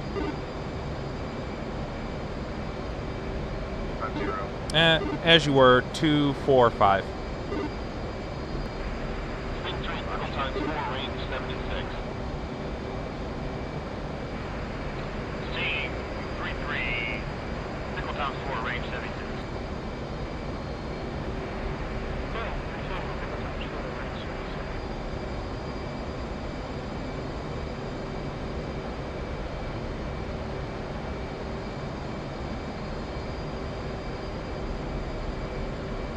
Well, whatever Bookworm shot at is now very dead. Sting 3 has mud at SO8 near range 76. Yeah, is Coke in 3 or 2? Book's in 3. No, he's in 2. He's in Sting 2, but he's Sting 2-3. Ah, okay, so he's the one up by himself right now. A firm.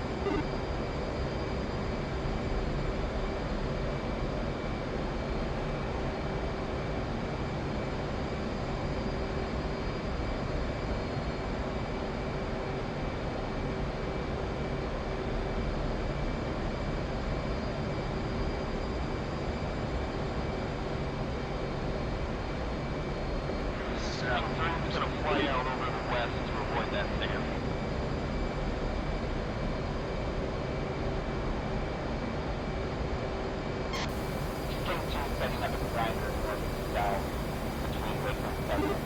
What's your fuel state, 2?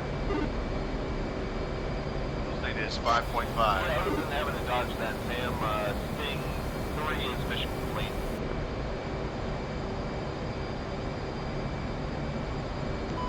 Sting 1's low state 5.5. If we're Mike Charlie, then Sting 1's ready to RTB.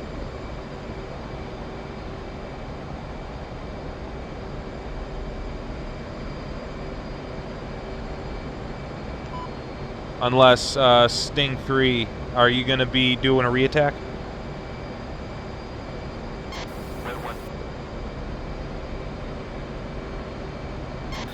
Sting 3 has low state 3.6, so yeah, we're out of here right now. Copy. Keyboard Sting 1, checking out, RTB. Trooper copies all, nice work.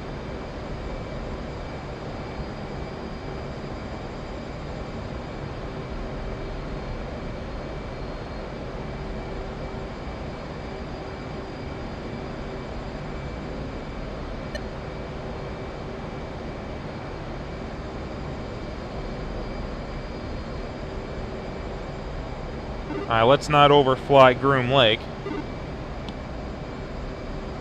Yeah, let's not.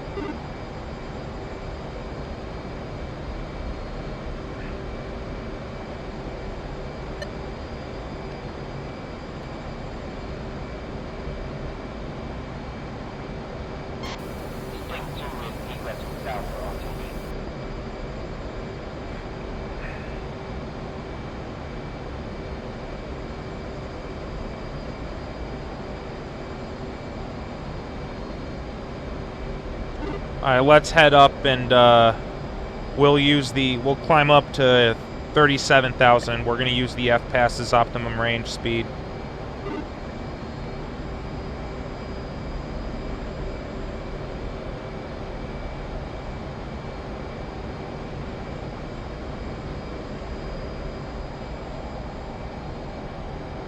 Oops, I'm blind on you. Did you fall back? Crossing the clouds, I got a visual now. I'm above you at about 5 o'clock. Going back. Roger.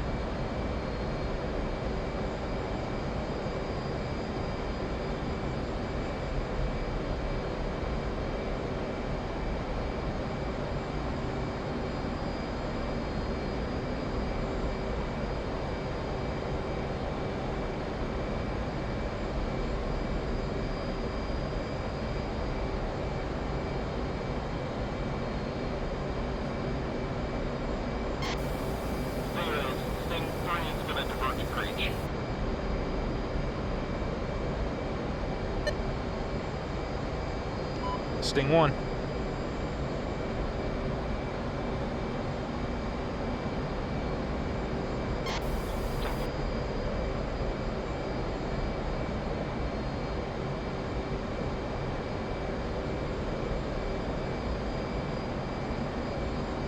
I think we're actually pretty good here.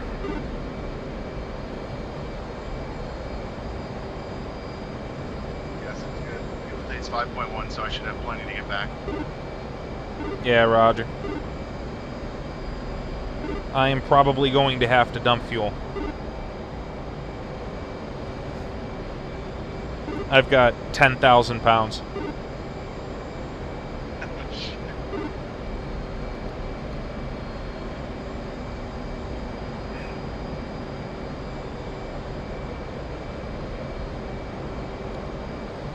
Alright, let's get on waypoint heading, and then go ahead and fence out.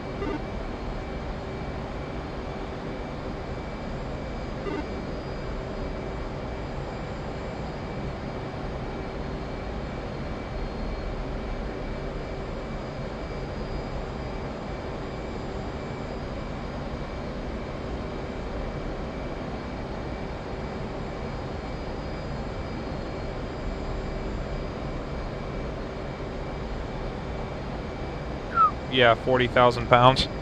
Definitely gonna have to dump fuel.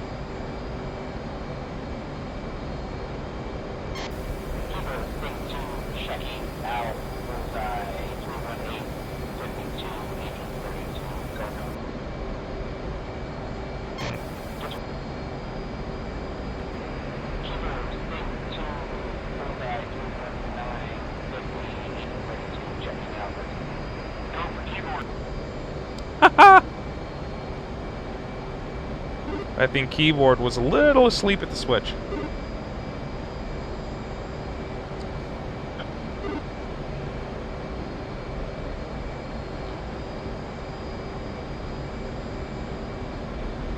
Alright, let's go ahead and push button 6 on COM 2.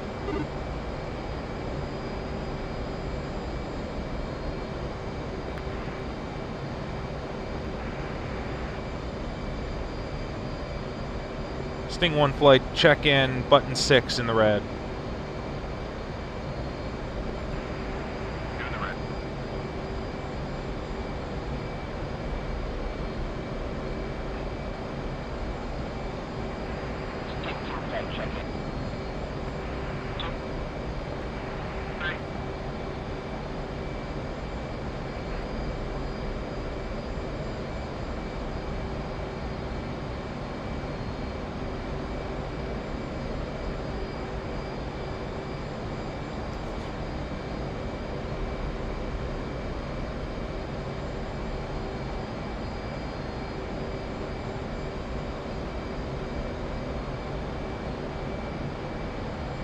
I don't know why that's not going to auto.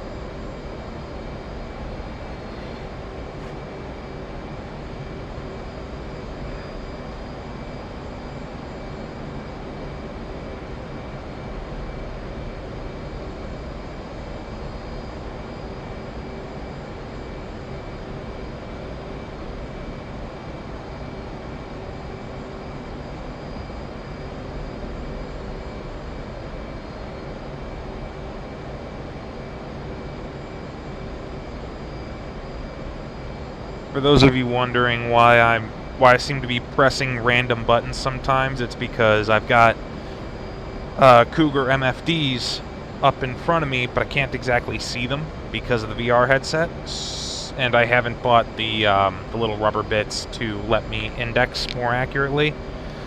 So I kind of have to grope just a little bit sometimes, and it can be annoying. Alright. Looks like 79 miles to Nellis.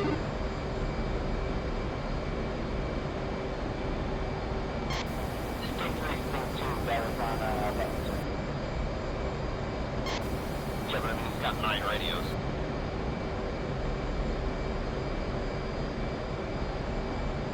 You know what a Sally does.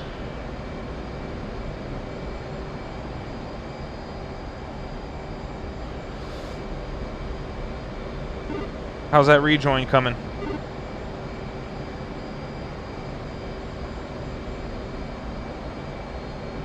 About 1.5 in your trail.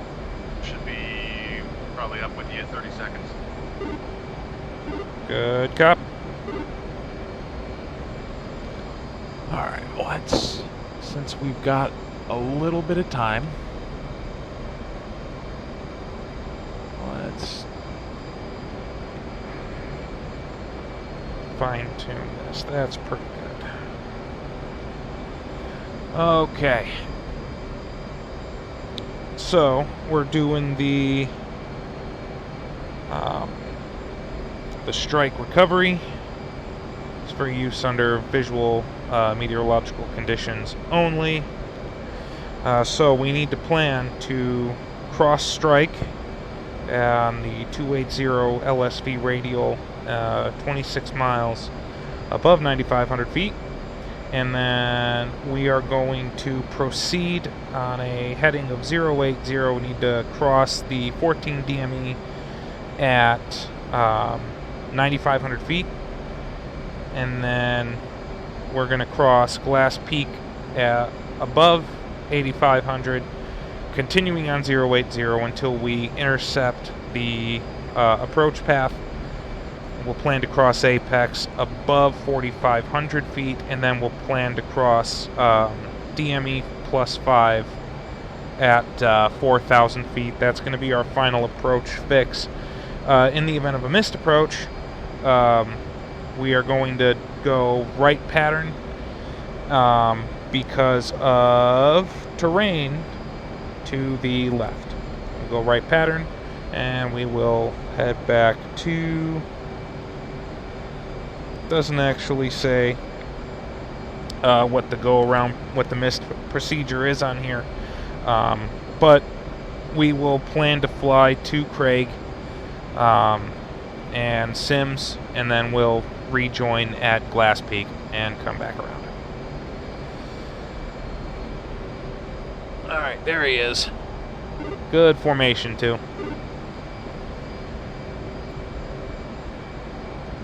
Alright, you ready for the approach brief?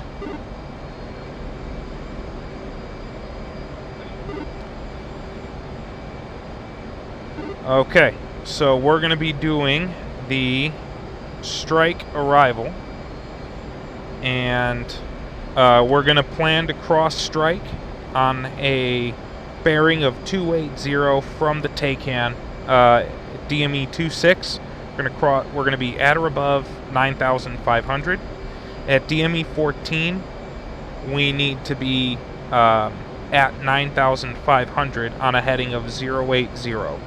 We're going to keep following that in. We're going to cross Glass Peak at or above 8,500 feet and maintaining 080 heading and continuing to descend until we intercept the approach path, at which point we will turn onto the approach path at DME 9.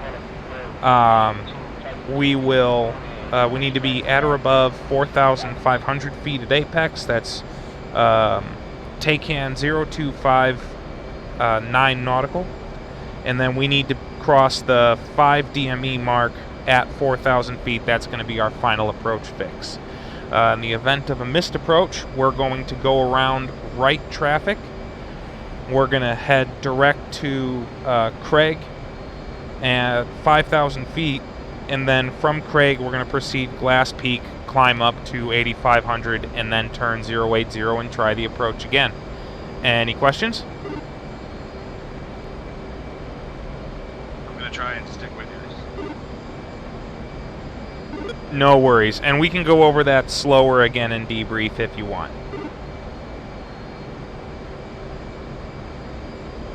Sure, I've been trying to slowly each time get a sense of the strike thing a little bit better.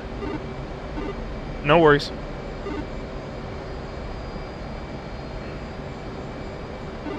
Alright, let's start descending. I'm going to pull the power out. We are 32 DME from LSV, and by 14 DME we have to be at 9,500, so we've got a bit of altitude to lose.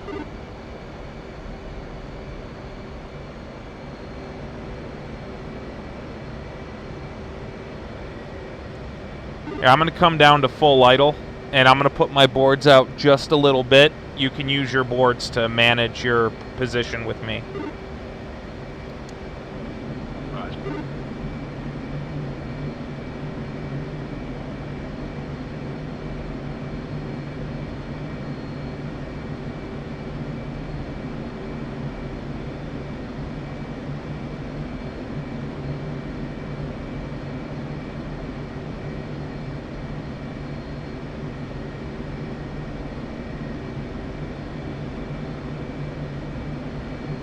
I was so busy making sure I had the approach briefed correctly that I missed my descent point.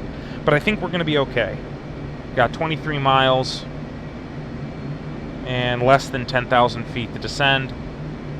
No, actually, we have 12,000 feet to descend. Ooh, we desynced a little, but we're okay now, I think. Yeah, there was some weird stuff there for a second.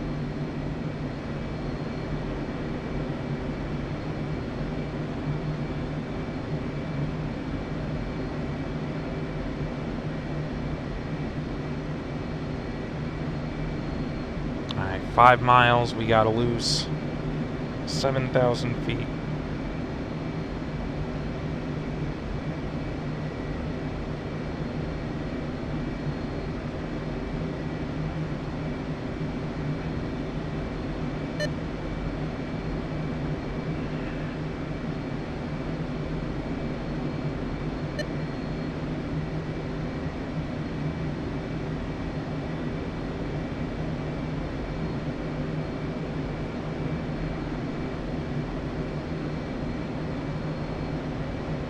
Alright, boards in.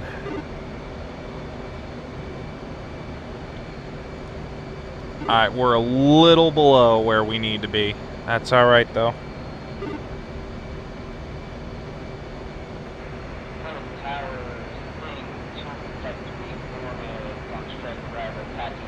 Bingo. Bingo.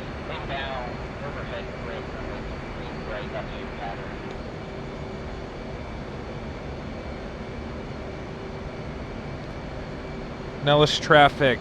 Sting 1 flight is at Glass Peak. Inbound on strike recovery. Runway 21 left. Nellis.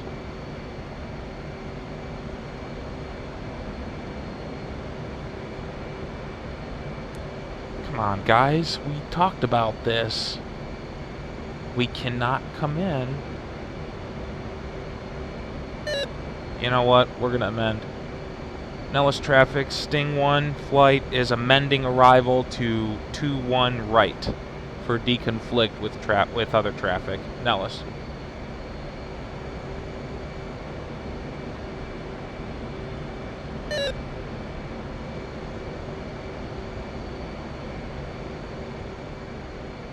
Nice formation too.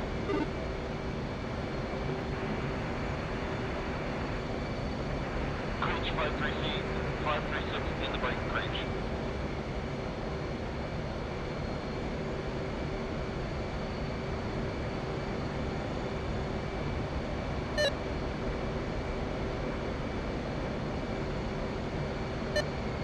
Alright, so we cannot descend any lower than 4,500 feet.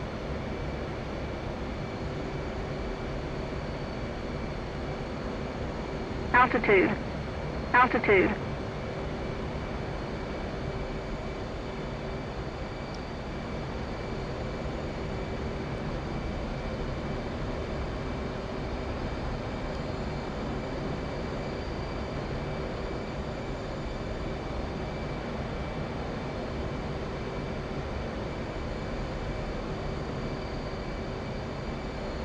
Let's get back up on the rudder pedals here.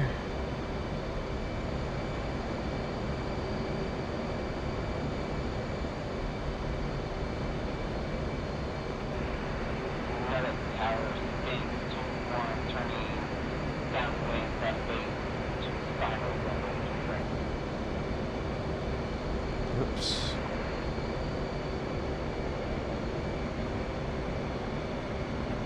Sting 3-1 Nellis Tower, wind calm, 3 right, clear to land, check gear.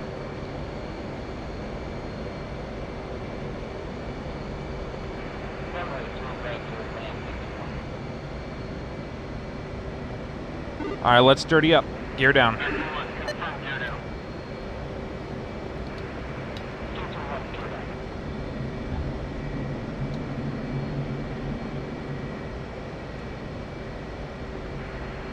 And Sting 1, slow to 150 knots into the left downwind of runway 3 right.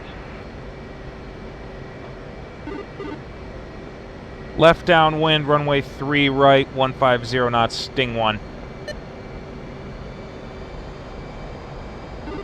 Alrighty, I guess we're doing that then. Let's just stay dirty.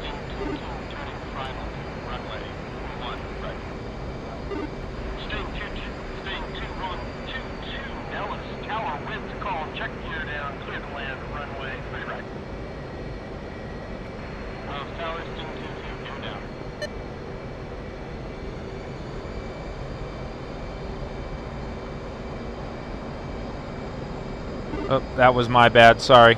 Got slow. I'm your 5 o'clock. Down below you. 150 knots. And descending down to 2,500. Alright, you're going faster than me. You need to come right for deconflict. You're about to overfly the airfield. You visual on me?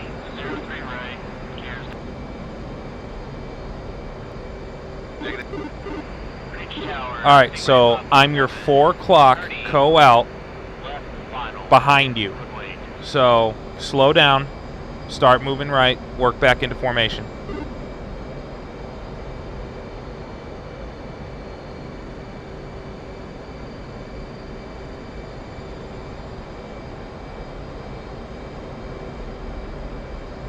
Watch your altitude, you're really low. Sorry, I'm having a hell of a time getting into on-speed trim.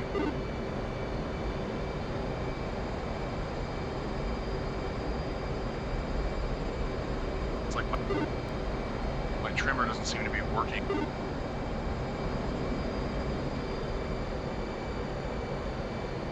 You gotta gain some altitude, buddy.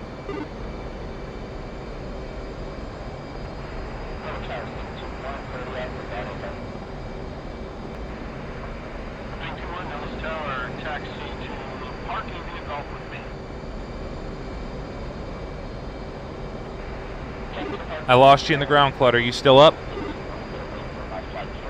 Confirm, I'm at 1,000 radar above ground. Alright, I see you. Basically flying towards LB.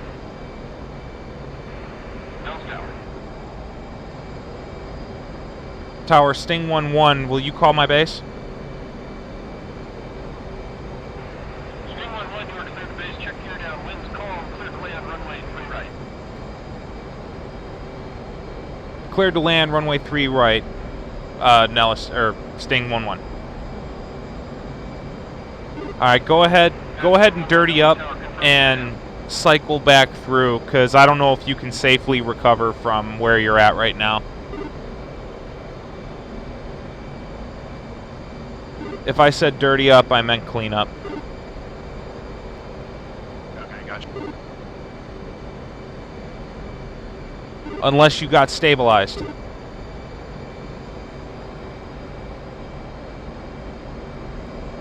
Looked like it was just starting to work, but we'll see. Yeah, it's working. Alright, go ahead and fall in trail on me then.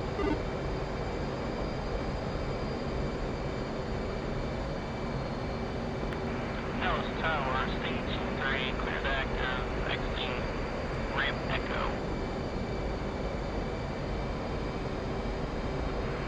Dallas Tower, copies. Join your flight, golf to the ramp. Stay with me. Tower, Sting 1-1. Sting 1-2 is in formation trail with me on short final, Nellis. Confirm, Sting 1-1, Sting 1-2. Winds calm. Check gear down. Clear to land 3 right. Clear to land, 3 right, Sting 1. And Sting 1, confirm gear down. Gear down, Sting 1. Dallas Tower, confirm gear down. Gear down.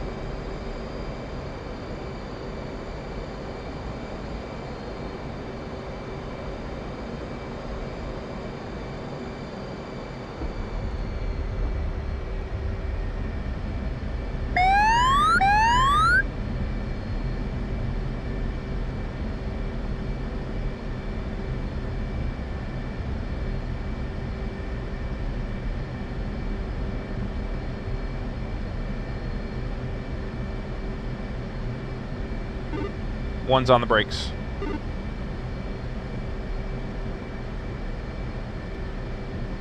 Down safely, fishtailing all over the place. It's alright, I'm back off the brakes, doing 70 knots. Sting 1-1, Dallas Tower, exit, golf at the end, taxi to parking, stay with me. Golf at the end, taxi to parking with you, Sting 1-1.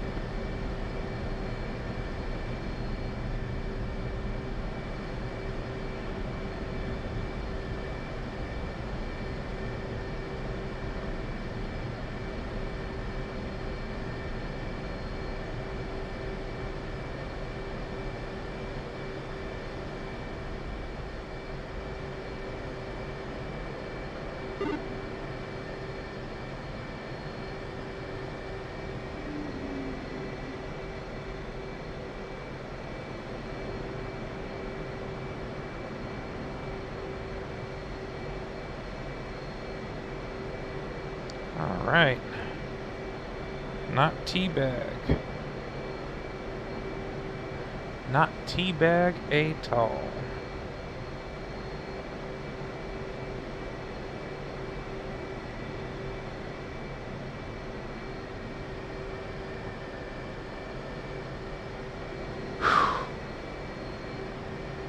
Man, what I wouldn't give to be able to open the cockpit in real life. It's a little warm down in this basement right now.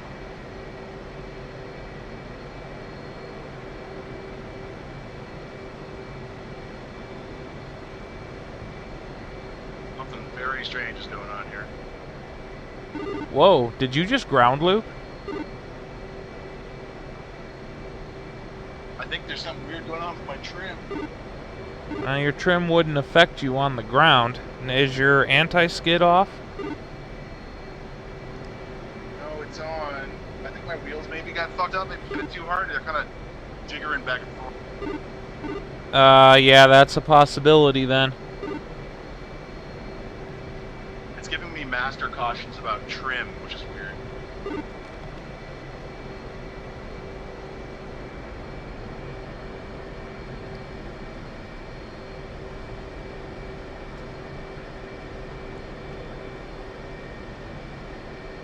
Nellis Tower, Sting 1-1. Sting 1-2's got a got a gear issue, and he's not stable to roll. He's going to need a recovery at the end of at the start of 2-1 right, 2-1 left. Excuse me. Nellis Tower copies all.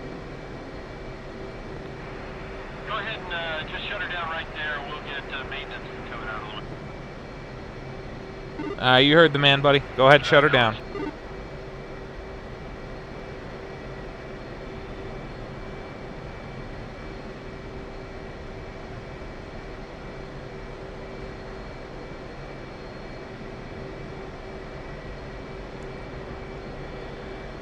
Ooh-wee. Alright, let's get a little bit of noise in here.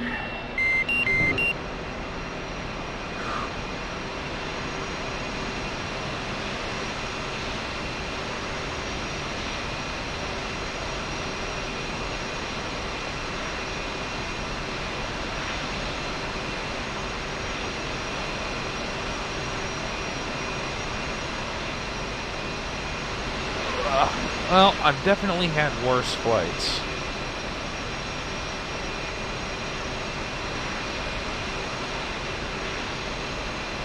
And for being air-to-air, that didn't go too badly. Air-to-air is not really my strong suit in DCS, if I'm being honest. That one didn't go too bad, but my timeline was kind of all over the place, though I did brief with Gossip that our ALR being medium meant that, you know, we were basically going bonsai if it came to a situation where we had the strike flight or the seed flight in the kill range of any enemy air, which is exactly what ended up happening. So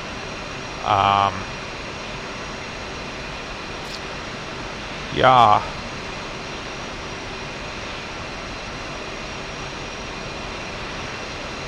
So really, the flight went exactly as briefed. Which I'm going to call that a win. 3 Fox 3s, 3 kills. Definitely had worse missions.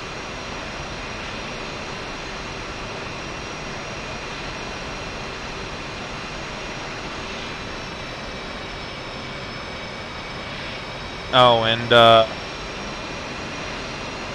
if my CFI is watching this stream, I want you to know that I decided almost entirely too late to try and soften the landing, and was able to do so safely, but it was harder than it probably would have been otherwise, because in these Navy jets, you don't actually, you don't flare them, you don't transition them into a landing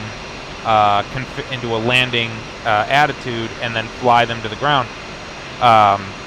You trim them on speed, so you set your landing AOA while you're still in the air, which is what that E bracket and the orange donut you guys saw on the HUD was. And then you fly it into the ground, and it usually means you're touching down at about 700 to 850 feet per minute. Even on beach bases like this one here, you're not flaring, you're not rounding out. You are maintaining that on-speed angle of attack all the way down to the deck, because on the carrier, when you're trimmed on speed and you have your hook down, that puts your arresting hook at the exact spot it needs to be, so that when you touch down on the deck, as long as you touch down inside that 30-foot by 30-foot box that you're aiming for, you're going to catch a wire. So on speed in a Navy jet is much more important than a soft landing. The landing gear is very robust. It can take the punishment.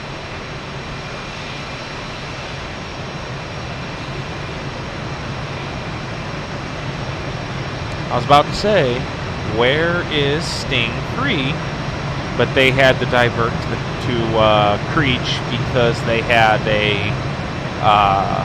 a bingo fuel, a low state of 3.2, if you guys heard. And that low state of 3.2 meant that they could not, as a flight, return to Nellis, so they had to RTB to Creech. Alright, and here is our parking spot. And there's our crew chief. Wave at our crew chief. In the real world, he would be guiding us in right now. I'm going to blind him with my landing light because I'm the one who flies and I'm the pilot. I only care about me.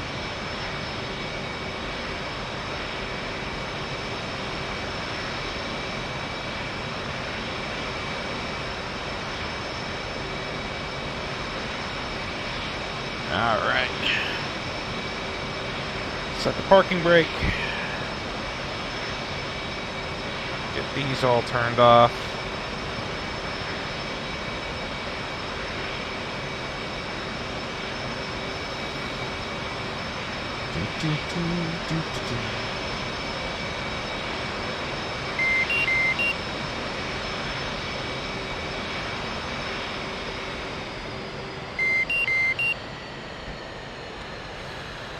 Alright, and that is all she wrote.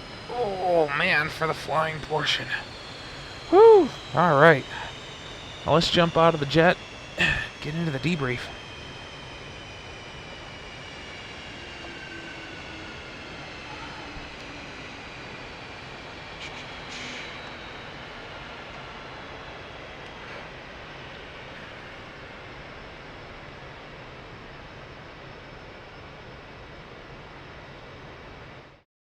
Oh yeah, we ended a lot of MiGs Dude, there. that was a lot of bombs.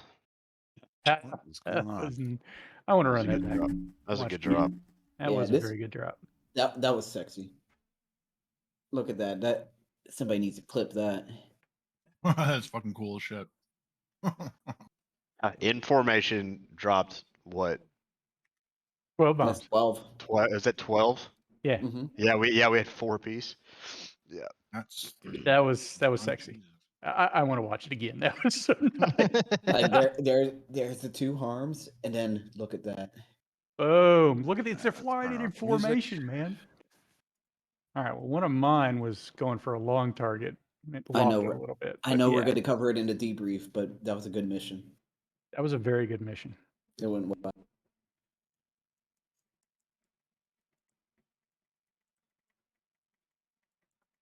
Yeah, those harms killing Okay, that. we'll do it so- live. There we go.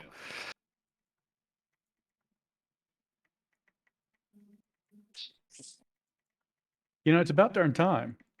3 times, and finally everything came together. Everything came together. Oh, that's the point. Well, yeah, exactly. We're supposed to get better with each iteration. Yeah. Now that we're We had a getting real practice in, though. AWACS. Yeah. Now that we're getting the practice in, though, it's not going to take us 3 iterations to have it all come together, right? We should. Well- the idea that it's starting to come together all the first time now. I love your wanna- optimism. Love your optimism. Love I it. want to put the point to all of you to look back and think about what was the reason the first mission didn't go so well, the second one went better, and the third. Was it because you saw the mission 3 times and so you knew more what to expect, or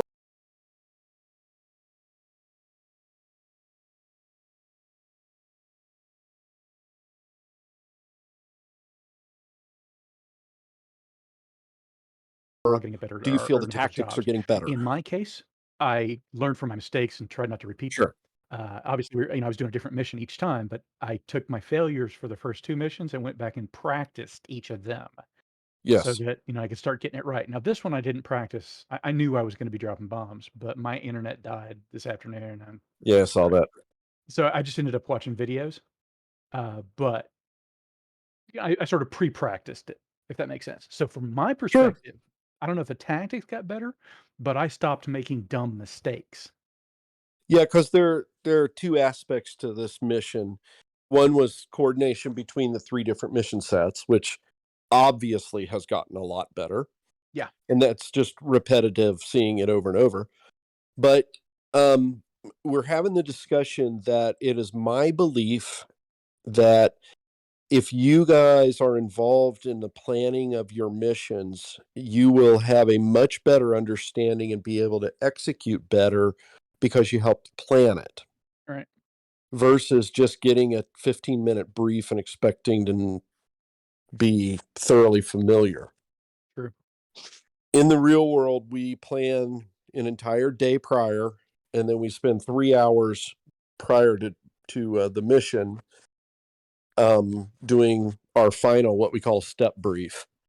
By that time, you intimately know the mission. I mean, that's your job. That's what you do when you go out to execute. But I began to wonder if the 15 minutes we're giving you guys is sufficient for you to be able to execute a mission when you didn't have any, when it's just handed to you right then and there.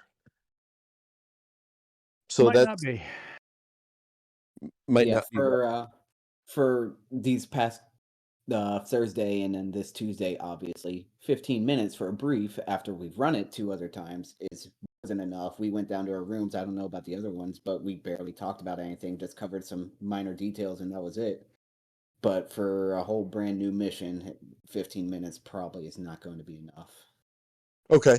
Valid point. So let's carry that forward, because I'm trying to convince leadership that you need to be involved in the planning. We can set up an objective and maybe do some behind the scene red air, but I would like you guys to actually decide the route of flight, the altitudes, what weapons you're going to take, how much gas you're going to need, blah, blah, blah, blah, blah. Hey, Cobb. And the counterpoint to that is it may be too much for y'all. It is too much for me. I'll tell you that right now. Hey, But Cobb. I think you might progress faster and with more ease if you're having to think through each step of the mission. Yeah, it'll take me 3 or 4 times as long as one of you guys who are Sure, more yeah. experienced. But that's Yeah, how you get better. So yeah. I'm 3 times longer than Wrench at putting a mission together, just because of limitations with ME Cobb. mission editor. But yeah, I gave Wrench a directive earlier this week on this exact topic. And at some I know we've point, been talking about it. Yeah. At some point, he's going to get with you on what that directive is and what it's going to entail. Yeah. Okay. So that's something that he and I had already discussed. So that's coming down the line. Okay. To address the point of, the briefing time got shorter and shorter because we'd run the mission twice at that point. That's going to be kind of the common theme, and that's why we do these workups. So when we get out into our actual cruise, yeah, the location's going to be different. The objectives might be slightly different, and the details might be a little different, but the mission itself, a seed mission is a seed mission. An escort mission's an escort mission. A strike mission is a strike mission. So the locations are going to change. The details are going to change when we're out on cruise. But the whole purpose of doing these workups is when we're out there and we're on deployment and we get called to put together a escorted strike package with a seed element that we have to provide. That's a mission set we've seen already. That's a mission set we've all done already. So the briefing doesn't need to be any longer out there than it did tonight, because we've run that mission already. All we're worried about now is the details. What's our, what are our pre-planned targets? What's the Escort's ALR? Is it different from the seed flight and the strike flight's ALR? The minutia is at that point what's going to need to be briefed. So these workups are going to do a really good job of illustrating that as we do these missions in training, the concepts are going to carry forward, and you guys are going to find when we actually get out and run the real ops that it's going to feel familiar because it is. Yep. These things going. But all right, so we ready to start the formal brief? Yeah, do we want to have somebody officially in charge of the TAC view? Yeah, I've got go it up for it. on my stream. I can do that, or if somebody else wants to stream it, I'm good either way. Yeah, can you stream it on Discord as well? I can try. Hope that won't break it. I will try though. I have it streaming now on Discord if you want. Not anymore. Okay. Oh, you do. Ah, yeah, I do now. So back. Okay, we'll just use ions. All right. Well, let's start with Mongo.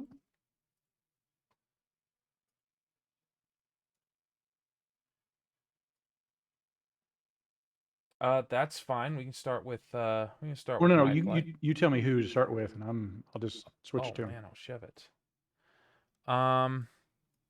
Yeah, if you want to, you can. Well, we can start with my flame, and then we'll go down the line. Sting 2, Sting 3. So take off and spool up for us went, well. Nothing of real note there. We flew the departure by the book. Comms were good. We took off I think we took off right at 2020 Zulu. So we were actually a little bit early getting to the tanker track. But that worked out because the tanker was going faster than we were. Yeah, that's pretty close. But in my defense, we were right on the departure routing, so we were safe. Didn't even get a blip on the thing. But anyhow, refueling was a bit of a challenge. I will say Gossip showed marked improvement from, I think it was Thursday last week, where last week it was taking him 3 or 4 tries just to get the tanker to release the basket. This time he was getting the basket on the first call. Nice.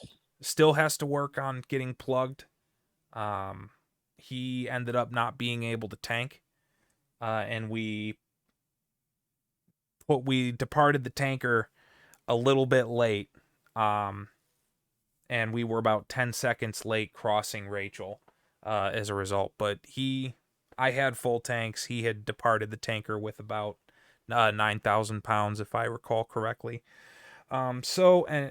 We pushed to Rachel. At that point, Keyboard came up, so we checked in with Keyboard on station. Fence in went fine. I had that strange bug in my Hornet again where my radar azimuth just went straight to the moon, and I don't know what's causing that, because I only have one control bound to that, and it's not an axis. So I'm not sure why that's a thing. I'm gonna have to look at that in my off time. But putting it into TWS Auto did solve that problem. We had good calls coming from Keyboard, keeping us surprised when we had to turn nose cold. We turned back in hot.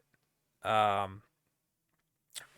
called commit on the group of 3 that was coming in on the seed flight, and we pressed on them. First Fox 3 in the heat of the moment, I realized I was looking at my DME to the target area, not the range. So my scan broke down for about 5 seconds.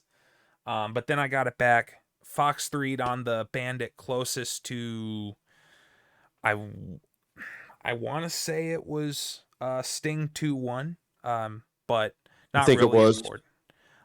But first Fox 3 was on him, and it was decently close. And then because our ALR, these guys were right on top of our friendlies, we went bonsai. Second Fox 3 short. And then we got I was looking for the third guy, couldn't find him right away. Got the bra call from keyboard and started looking in that area. Had to fiddle with the radar because my azimuth went to the moon again. Got it sorted. And Fox 3 short, and he went down. And so yeah, that was a little sketch. Yeah, you'll see here I'm looking for him, and then I picked him up visually and went to bore sight and launched right away, and then I cut hard in case he had launched, which looked like he did actually. You almost got taken out by his fuel tank. Oh, is that what that was? Yeah. I remember seeing something streak past the cockpit, and I remember thinking, oh, he did get a missile off on me. But anyhow, Gossip did a good job of staying at least visual on me during all of that. He was having a little bit of trouble getting back up into formation, so he was kind of my overwatch basically. But he did a really good job of staying visual, keeping his SA up. So he knew where I was, and every time I called for him, hey, are you visual on me? It was, yup, I'm visual on you, and here's my position. Okay, good to go. And then after that engagement, we returned to our cap station, went outbound to build some spacing, deconflicted with Sting 3, turned back around about 2 minutes before Sting 3 pickled their bombs, and then it was Mike, Charlie, and we RTB'd. I want to say, Gossip, you were much better on the comms today than you were last week or the last time we had flown together. So good job. I can tell you're doing the work. Keep it up. You took the constructive criticism and on-the-spot corrections I gave you a couple of times during the flight. You took those and applied them, and by the end of the flight, you weren't making the same mistakes. The one I'll highlight is when doing check-ins on other radios. By the end of the flight, you were 2 in the red or 2 in the green, and it was spot on. So good job there. And that's it for me. I'll turn it over to Gossip if he's got anything to add. Yeah, just totally agree.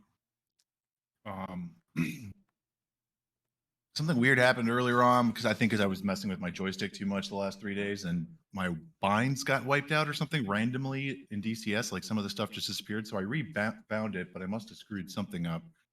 Because when we were leaving, the brakes did something weird, and then that went away, and it was fine. As Mongo mentioned, like there's a lot. Basically, it feels like there's been some good improvement. I put some reps in on the tanker, and while that didn't really help me today in terms of getting connected, it does seem to help a lot, making formation flying more attainable. I actually enjoyed trying to fly formation today, which I haven't really in the past, so that was a lot of fun. I made a pretty critical error as an escort in this part where I'm following Vago. When we fenced in, I got lulled into a false sense of security with the data link and did not check to make sure that my radar was activated. So I was trying to lock up some of the MiGs there was a point where Mongo was attacking something on the left and there was a MiG sort of straying off to the right, and I was trying to lock it up and it just wouldn't lock it up. And then luckily Mongo basically killed all of them pretty quickly, so it did not turn out to be necessary. But after we left the what do you call it, the scrum or whatever, and went back to cap, I noticed, oh yeah, my radar wasn't on the whole time. So I was basically looking at stuff, trying to lock it up. And I guess you can lock stuff up off data link. I don't know, but it wasn't working in my case. But yeah, in any case, I'm rambling a bit. Just long story short, the stuff with tankers is becoming much more attainable. I think like when I was practicing, I probably didn't have any wind speed or anything, and today felt a little more bouncy than what I was used to this weekend. So there's still a lot of sort of tweaks there, more practice, but everything felt a lot better. And then the only other major issue, I had a good return. I was able to mostly sort of stay with Mongo. It took me a while to rejoin, but then I was able to sort of stay in formation on the descent, which is something that I usually just cannot do. I was happy with that. But then on the sort of final approach, we dropped our gear and it felt like my trim wasn't working. I couldn't get trimmed on speed and things were just sort of flopping all over the place. So I got pretty sloppy there, managed to kind of turn around and get back behind Mongo and land. The landing was pretty ugly. I basically fishtailed for like the entire runway. And then the steering worked. I wasn't getting any, there wasn't any indicators screaming at me or anything, but the plane just did not, it wouldn't like accelerate. And then it did this really hard right turn onto the grass. When I got out of DCS, turned out, yeah, my trim wasn't working. Most likely because I think the hat switch the trim's on, if you long press it, it switches to a set of axes that I'm not really using for anything. Must have done that at some point. But anyway, yeah, enjoyed it. There were a lot of really cool visuals, like seeing with all the other flights nearby and the harms kind of screaming overhead, and then listening to all the bomb calls and having like a actual person AWACS doing the radio calls on the other side. It was very very cool to see. So enjoyed it and look forward to keep kind of punching it up a little bit.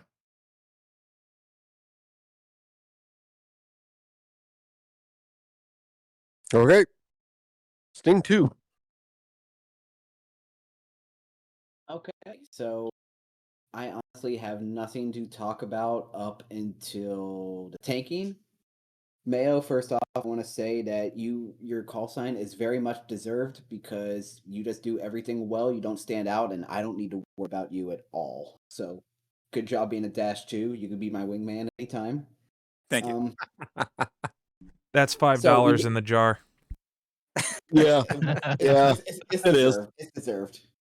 But so during the rejoin, because Book starts coming up to us eventually here, and you kind of just saw it on the tac view, he asked me to rock my wings, so to make sure that he's joining up on the right one. I do. He says he doesn't see it, asked me to do it again. I do it again, and my ring rock gets so carried away, I almost end up into the wing of the tanker, and I just have to pull and dive to get away from it. But Did you wing rock into the wake turb? yeah. That's amazing. So yeah, learned a lesson there. Call sign. Oh Lord. Wake. But anyway, we start pushing. We get to our push point a little behind schedule, and that's just because I didn't realize how far we had gone back down the tanker track to the east. But we hit the IP, and we didn't really respect the MARV as if it was an SA-11 as briefed, just because we were getting into position. It's an SA-8. We know it's an SA-8. And if it's an SA-11, we're going to respect the MAR, obviously. But for the SA-8, we needed to push. We pushed. Mayo stuck to my wing, even through the climb and everything. We fired at the same time. We turned at the same time. If you watch that attack run, like we were twinning pretty much. And we get the first couple SA-8s there.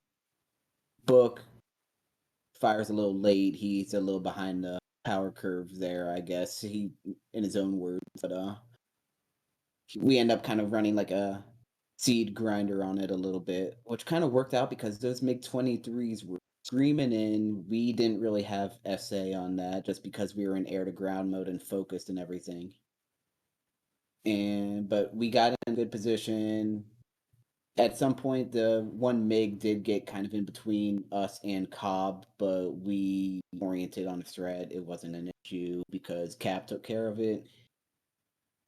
And then we went to the south a little bit to set up a grinder just in case there'd be more air threats. Didn't think there would be, but went south just so that way we could have the extra spacing and extra angles and everything, make it a problem. But no issues there. Recovery was good.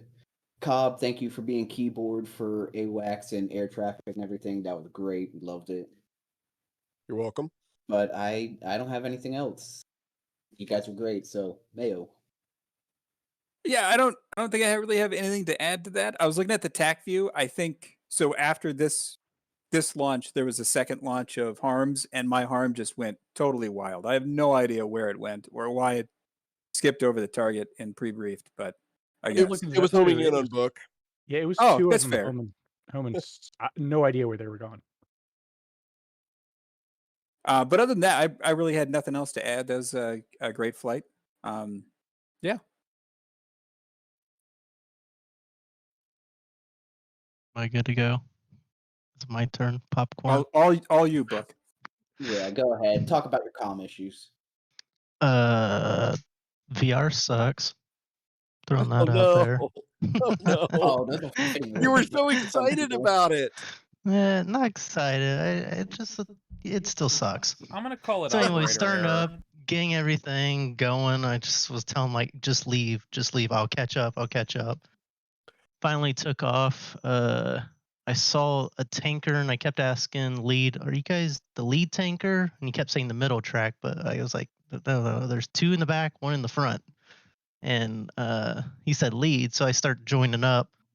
And then once the confusion figured out, I was like, "Oh shit! Okay, you're these guys the over middle to the track. right." Yeah, well, I knew it was the middle track, but from like my perspective, and it looked like the middle track was in the lead. So I do the sweet rejoin, where I hang inverted for what felt like eternity.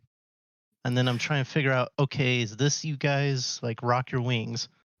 And I'm looking at Mayo because I thought, okay, one's done. And then I see two do his dive thing. I was like, oh shit, I didn't even see that. Anyways. You saw refuel. Wake earn his call sign? Okay. Well, I was like, look, I could see him. But I was like focusing on Mayo, thinking that was him, and I was like, "Is he rocking? That doesn't look like a rock." And then it's like he overdid it. Like, look at me. I was like, "Oh, I see. Oh shit." So, and then I have a thing with VR where if I'm looking at the MFDs, like the fine text is blurry when I'm looking down. Yeah. So that's like, just a resolution thing. You just gotta bump your pixel density up a little. It fucked me up because I'm sitting there trying to figure out why I couldn't launch my harm. And then I realized, oh, that says AC, aircraft pull up. And I wanted harm for the harm to do the pull up. So the aircraft was like, yo, dude, pull up. And I'm sitting there smashing the button going, why is nothing going off? Why, So once I see that, I turn back in because one said, all right, get off. And I had just seen what screw up was happening. I was like, saw the blood, turned back in and pulled the trigger, and I think I got one off. I thought I got two off. That's where I got screwed up at. So, but it kind of sets up for a nice harm grinder or seed grinder or whatever you want to call it, because they were turning hot, and I would play catch up. Yeah, there it goes. Doink. So they went back in, so they launched, and I went back in. Which if I'm a section, that'd be whoa. That's scary. Yeah, I don't think any of us were tracking on that. We had no idea. I mean, like I heard the Fox 3 call, realized it wasn't on us, so it wasn't an issue, but I Oh, didn't was think that in any of us were front? close. But yeah, he was in front of you when he fired that. I think you're good. Okay. All right, 2D's looking like it came up right behind me. I'm thinking I launched on this, and then, anyways, long story short, went in for the final, and I was trying to do dog ear, launch on the dog ear, but lead was telling me no, launch on the whatever the SA8, and I'm like, okay, I thought all of ours hit, and then he told me I had 2 or 3 remaining. I was like, oh well, shit. So I did 2 on the SA8 and then 1 on the dog ear. So all the while fumbling VR. So, and I think that's right when it's saved. I was also seeing the strike group off to my 1 o'clock. And I was trying to get the launch before they got into the area. And I think it actually worked out. Yeah.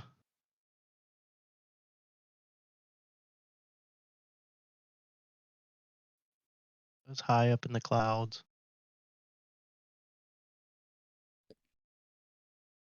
See what happened here. You got And 2 my off. call outs, my call fucking sucked horribly. I was just kind of task saturated in VR though, trying to find buttons and like you're blind, feeling around for MFDs, mouse, clicking things. Felt like a 2-year-old. It just takes getting used to. I've got Yeah. MFDs too, and a UFC, and you just got to get used to it. Yeah. Well, and so when I was running this knee board mod or whatever you want to call it, it's cool and all, but in that flight, the knee boards, so like they're small and on your knees, but when you look down, it blows it up so you can write and see and read. It would blow up and it would cover up like the bottom MFD or, you know, it would think, I'm like, oh, fuck. So like half the time my SA page was like obscured. So, oh, nice. Yeah, you got the SA8 like right as they were entering the Wes. It was great. It was very nice. Yeah, that All in all, that was well timed. All in all, it was a good mission for me to run VR because I'd already ran it. So I kind of knew what was going on. Or I did know what was going on. Look at those guys. Fucking top down death. Is it the last one that took it out or the first? Your last one, I think the dog ear was already destroyed by that point. No, it still says it's there. It just never tracked on it. But yeah, accepted good flight lead. I, in the heat of things, I kind of got separated, but my excuse is I was acting in a section at that time, and We figured it out, and I trusted you being able to run a one-man section. So I wasn't putting anyone's life in danger besides my own. But that's all. All right. So for Sting 3, I don't have a ton mission wise. You know, because we were bomb trucking, so there's really not that much. So just to sort of run through start to finish real fast, hit the high points. We managed to get our taxi time, you know, with punching in coordinates and everything, so that was good. We had a little bit of snafu, as you always do with something. But we did pretty good there. Hit the A-rip within just a couple of seconds, mostly because once we got within about 5 or 6 miles of the A-rip, I was watching the tanker and not the waypoint anymore. So, you know, we didn't hit it exactly because, you know, why sacrifice hitting the tanker in order to hit the waypoint? So we did a really nice, easy turn in straight to the tanker. Other than the fact that I carried too much speed and actually blew past the tanker for the first time, and I don't even know how long. I'm putting the boards out, and I'm like, really? Am I gonna blow past it? Like, what in the fuck? Anyway, so then I tanked. 2 and 3 were kind of struggling behind the tanker. Definitely, I know Ion definitely was doing a lot better than previous as far as staying in the right spot. God, so I'll let those guys talk to that. We hit Rachel just a little bit behind when everybody else did. Started a run in, and then I figured we'll kind of see what it's looking like, and it was pretty spicy, so we turned out. Weren't sure exactly how far away those fighters were, so we went burner for a little bit, and then I dropped back to full mill, came back in, and we dropped the bombs, and then right around just a few seconds after that, I got a blip from a SA8 on the RWR. So, I think what it was is it was looking at somebody else, and then it looked more or less in our direction, just enough to give me the RWR hit, like immediately before it got killed. So I saw that blip pop up, and I just called, all right, let's, turn it off to the right and just, skirt the Wes, or at least not directly overfly the thing. And then we turned back to start heading towards Nellis, and I'm starting to think about the other guys' fuel states because I know they didn't get as much gas as I did. So they were running pretty low on gas, so I decided we'll just go land at Creech. The landing at Creech was weird. I don't know, like all of us, it felt like we were flying through the wake turb of a, C-17 or something. It was sort of weird, real wobbly on the final approach. But not too much there. Yeah, you can see us dumping tanks because I'm worried about their fuel states. One thing that I wanted to point out was for the newer guys, you're not trainees anymore. So you are expected to communicate a little bit more. So if lead wants you to do something that you don't think you can do, or, because I called burner and we were on burner for a while. So if you're looking down at your fuel state going, I don't know if I want to be on burner this long, you're not expected to just blindly do.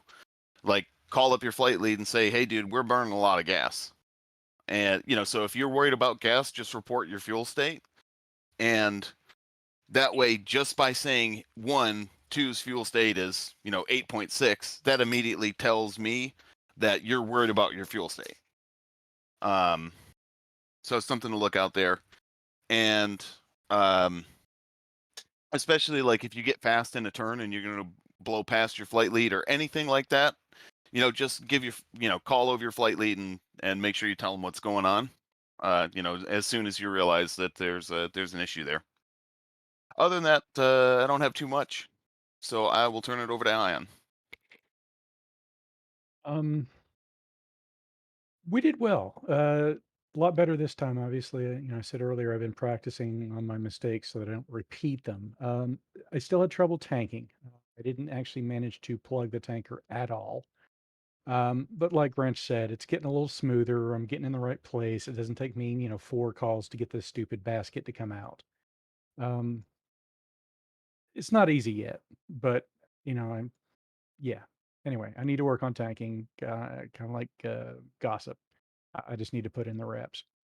Past that, when we were coming into the target and the red air came out, we turned away from it, went burner, and that's why we actually dropped our tanks because we were big time burner away from. I think keyboard came up and said, "Thing 3, check 6." And that's when all of us looked at our SA and went, oh, haha, those are MiGs. So lead called burner. We all jumped into burner, dropped our tanks.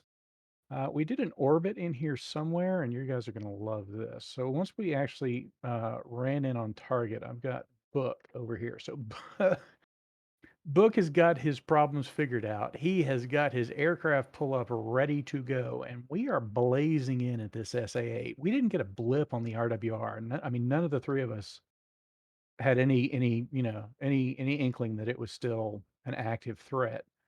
But we're flying in, about to hit the Wes, and Book's arms are raining fiery death. And this is a sexy bit of bomb dropping right here. Fuck yeah. That is 12 GBUs, all released within about 5 seconds of each other. And all of them, I mean, like I said, lead called Pickle. We all hit Pickle on our times, and Arms coming in, clearing it out for us. Did you guys coordinate that bomb release? We didn't. We hit when the computer said to release. Ah, okay. But yeah, it was just, I mean, it was, like I said, it was a sexy bit of bombing with the harms coming over our heads. And you guys killing 1, 2, 3 Mongo on top of the MiGs. This mission felt good, start to finish. I mean, I had little problems through here, but it felt really good, start to finish. Like Mongo said, I don't have it on the track, obviously, but coming into Creech, it really felt like we were flying in weight turbulence caused by a stupid crane or something. I am surprised I didn't break my, bend my plane. I landed real hard, real crazy angle. Thank God it's a Navy plane. Taxied back to the parking, jumped out. Here we are. So, like I said, this is the first of this evolution that I feel really good about pretty much every aspect of what we did today. So, Dolby. Yeah, I don't have anything to add. Y'all two covered it pretty much. I mean, it's a pretty smooth mission. I mean, a little hiccups at the tanker, the regular stuff like getting him to put the damn basket out, like get him to put the basket out, and leave it out before he goes into a turn. That'd be nice. But other than that, I mean, mission went good. I liked it. It was fun. That's all I got. All right. Anything on track view we want to see? Pack view we want to see again? It was all good. Yeah, I think I'm happy with that. I really like how, like, the very instant that the first 4 feet of my nose go into the Wes, the SAM explodes. That was sort of cool. It is a nice bit of lucky timing. Oh, we planned it that way. Come on now. Yeah, it was planned. Absolutely, this was all planned planned. that way. Planned that way.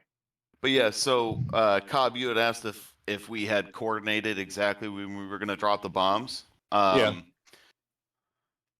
Basically, the plane did that for us. Okay. Yeah, I was just curious. Yeah, right as you crossed the Wes, the it SAM just died. got deleted. I am curious to see if all of our bombs hit. It looks like they did. Ion, Yeah. go over, focus on one of the bat. That'll work too. Yeah. I imagine they all did. Looks like they did. Yeah, that is a bad day to be on that airbase. Jesus. Pretty sweet. Yeah, I don't see any going stupid.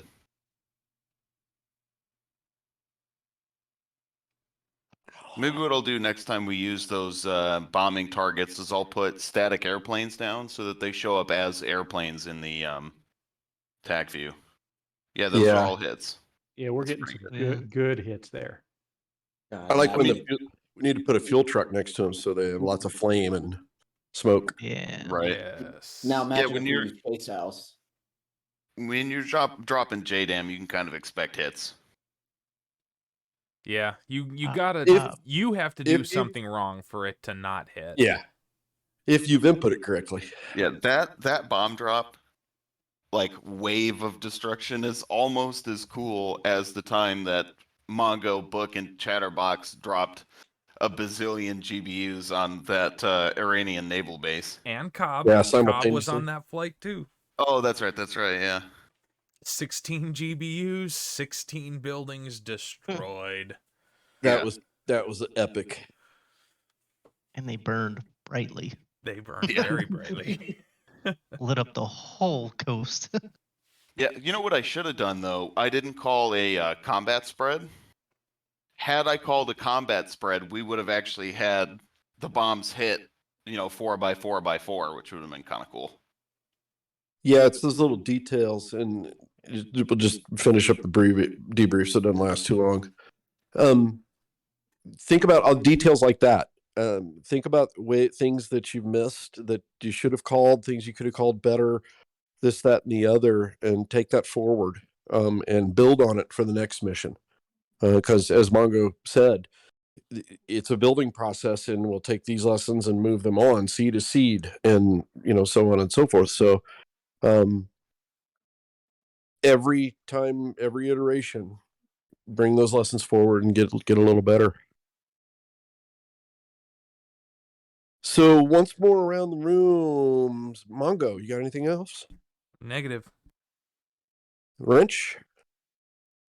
Nope. Okay. I got one quick reattack. Please. Hotspur. You need to change your in-game name. Yes, Still thank you. Oh God, yeah, you're right. It's still doing that, isn't it? Yeah. So I saw that earlier, and I Hotspur- wanted to bring that up. Somebody good else, call. I Mayo. completely forgot about that. Yeah, Mayo slash. Oh, Should be no. updated. I think. No, it is Yeah, Mayo. Mayo. Mayo's right. Mayo's good. Yeah. Mayo's Speaking of call signs, guys, you guys landed at Creech. I'm not sure if it was Mayo or who it was. The only time you use 575 or your boat board number is around the boat. Those are the only people that care. When you're out in the world elsewhere, you're staying whatever. So just be aware of that. And I know it's a habit pattern we get into, but there's a very distinct difference between the two. Because if you call Sting 575, everybody else going to go, who the hell's that? But if you call Sting 22, that's a lot more obvious. So minor detail. Yeah. I think that's one of those things that we might deviate from under certain circumstances for the cool factor. But yeah, agreed. And absolutely, and you can. But in lieu of those instructions, just make sure you're using your combat call sign rather than your board number boat call sign. Right. So. Yeah, namely, I would just use it in a public server regardless, so we could be like, hey, we're Navy guys, this fucking Viper's out of here. Yeah, basically. You have real men incoming. And proud simulators. Exactly. Right. So, all right. Well, as soon as that changes his in-game call sign to Wake, we'll be debrief over. Bars open. Good That play, Navy guys. guys thing reminds me. I was looking up the Top Gun Maverick trailer or whatever because I hadn't watched it yet when everybody was posting about it earlier, and it just auto played into something else that was like an explainer video about the production or something. But they had an interview with one of the guys who's a pilot in it, and they were talking about, Tom Cruise takes it so seriously, so we had to do all this like flying and stuff. But he was like super pumped and called his dad, and he was like, "Yeah, I got Top Gun." And then like his dad, apparently his entire family is Air Force, so. Like, but isn't that the Navy? Like, that's okay, cool. It's like, yeah, but it's I guess. Yeah, they're all like, cool, Hillary. Did he respond with, yes, it is the fucking Navy, not the goddamn chair force like all you fucking losers. He basically said like, well, yeah, I understand, but it's Top Gun, so. Don't That's hate funny. me because you ain't me. They hate us because they ain't us. You said ain't us. They hate us because they ain't us? Yeah, that's what I said. Because they ain't us. Man, I how do almost I, got taken out by 2 fuel tanks today. Exactly. How do I do? I want to know. between two? We need to get TK on the Control specs right for those click on new. the second thing. We need to get TK on the specs for this new air-to-air Russian fuel tank. Right, yeah, for sure. The unguided control, air-to-air right-click. fuel tank bomb. Hypersonic missile. Air-to-air bombs. Real. You see, They're you getting see, real Ivan. desperate here. When you drop bomb on airplane, they no expect it. Yeah, so somebody was talking In recently the Russian about... airspace, bomb drops you. Somebody Okay, was talking... Yakov. Somebody was talking recently about taking down a tanker with a 9 X-ray, which anyone who says they've never done that is a big fat liar. But you're not truly frustrated with the tankers until it's air-to-air GBU 12. Ion, you got to speak up, man. What am I supposed to say? You just did that like a week ago. Yeah, fuck yeah, I this. did. I didn't do it 9X. I gunned it, man. Fuck Yeah, or guns. Give me gas or die, bitch. That takes me back to learning to air refuel in the A10. That's when I dropped the GBU. I dropped a GBU 12 through the canopy through the cockpit glass of a KC-135 once. It was pretty good. It was a good feeling. You ever seen Super Troopers? Pod 1-1. Refuel complete. Winchester. Yeah. Ion saying, "Give me gas or die." All I can think is the same energy as, "Can't pull over anymore, man. I'm already pulled over." I know. I was wanting to call Cobb radio so bad when he was keyboard. I want to call him radio. Don't call me Stop radio. calling me radio, Unit 91. Stop calling me Unit 91 radio. I know. That's all I can think about every time somebody called him keyboard. Oh, how do y'all know I wasn't chugging a bottle of maple syrup while I was sitting here? You don't know. I do know that you were chugging a bottle of maple syrup. That's why I'm calling your doctor in the morning. Cobb, He's not just your doctor, Cobb. He's calling your AME. You've got some splaining to do. Oh, shit. Yeah, and when I say doctor, I don't mean like a general practitioner. I mean not the other kind either. I'm Cobb sorry, over John. there. When the Who boys wants a get the mustache syrup ride? in them, they get all antsy in their pantsy. When my shit turns purple and smells like rainbow sherbet. Does it sound like that when I say it? Yeah. All right, the next person that says shenanigans getting pistol whipped. Hey, Farva, what's that place you like with the mozzarella sticks and the goofy shit on the walls? Oh, you mean shenanigans? Oh, put those away! Is actually holding a 1911 while having that discussion. And that's the second time I got crabs. Smells like sex in here. Someone got a little distracted by the repeater. Well, so now we know when we do the when we finally stand up the aggressor squadron, there'll be the super troopers. Oh, it has to be. Yeah. Absolutely. Yeah, it absolutely has to be. And then you come over to comms, you go, "You boys like Mexico?" No, that's it. That's it. It's the 91st aggressor squadron. Every radio transmission ends with meow. And their tactical call sign will be radio. Radio. Yeah. Radio They're actually 1-1. Meow. They're actually allowed to meow on guard and not get in trouble. Mother of God. Oh God, I hate listening to guard because you get so much guard. Meow. Guard. Meow. License and registration. Chicken fucker!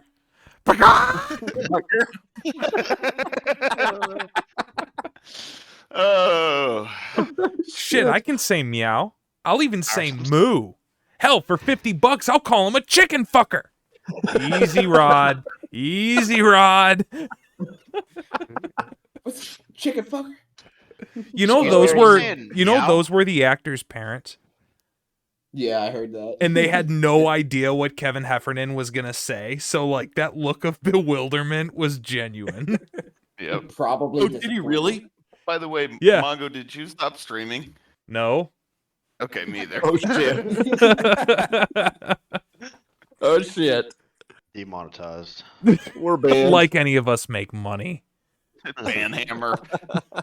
Thump. I don't know. Like they kept yelling "chicken fucker" back. I don't understand what was happening. Daddy Musk, Daddy Musk, this has to violate something. No. I will permit it. Oh my God. Elon Musk is Emperor Palpatine, for those who don't know. Yes. That's accurate. Yep. I was just reminded of like an inside joke from a long time ago that Mongo knows and nobody else does. But So like they keep yelling chicken fucker back and forth. Like, oh my god, call PETA, call the president.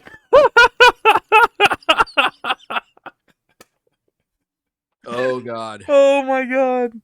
It has been way too long since I've seen that movie. Jeez, yeah, that's taken me back almost 20 years. Holy 20 shit. years? Yeah. I think I saw it 20 years ago, and that's the last time. Oh, Yeah, I've seen I gotta Talladega download- Nights so many times. I love that. Is like my favorite. That's the only stupid Will Ferrell movie I genuinely love. That and Anchorman. Talladega Nights and Anchorman I could watch over and over. Talladega Nights is great. My wife hates it. She hates Will Ferrell. Really? But I love. I don't think he's very funny either. I'm not a huge fan. Dude, I'm not a fan either. Talladega Nights is just a classic, though. There's so many I don't like NASCAR. I don't like Will Ferrell. Oh, I like the other guys, but I think it's Mark Wahlberg that makes Other me guys is- better than yeah, Will it's- Ferrell. See, I didn't like the other guys. Like, and I think it's because of Mark Wahlberg. I can't stand Mocky Mock. Yeah, cat. I totally can get that. I don't mind it, but I totally get why you couldn't stand it. Like, I actually really like Mark Wahlberg. I think he's hilarious, but I can identify exactly why you would hate him. I think he's like the other guys showed. I think he's probably a better comedy actor than he is a serious actor, but he hasn't really followed up on it. Well, yeah. Admittedly, I liked him in Shooter. He and was I good, liked him yeah. in Ted. Yeah. But I don't think he's had a shit movie that I've ever seen, honestly. ever since I saw his workout videos from the mid 90s, I can't unsee it. I mean, I don't know. That reminds me of Pain and Gain. If you ever saw that with The Rock. With I The don't Rock know and Kevin Hart.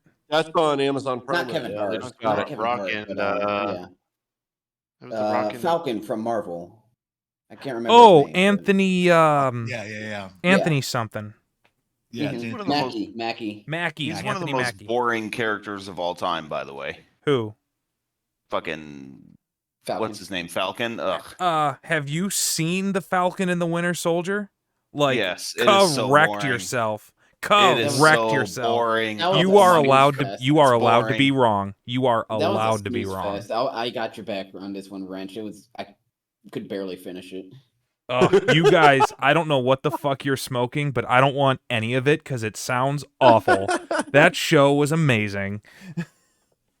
Mongo, just come over to my house. We'll do a whole bunch of Valium and sit around and discuss how they're wrong. Fucking A, man. That sounds like a Never seen party. it. How do you even know what we're talking about? No, I don't have a clue, but But Valium. I don't want the boss pissed off at me. So come on over. We'll shoot up a whole bunch of Valium and No, Mongo goes Valium. Fuck that. I'm bringing Viagra. Whoa. Yeah, the only problem is every time I take a Viagra, it gets stuck in my throat and I get a stiff neck for hours. Stiff neck for hours. Thank you. Well, you've heard of that new herbal Viagra? It's crossed with ginseng. It helps you remember what the fuck you were doing. What the fuck?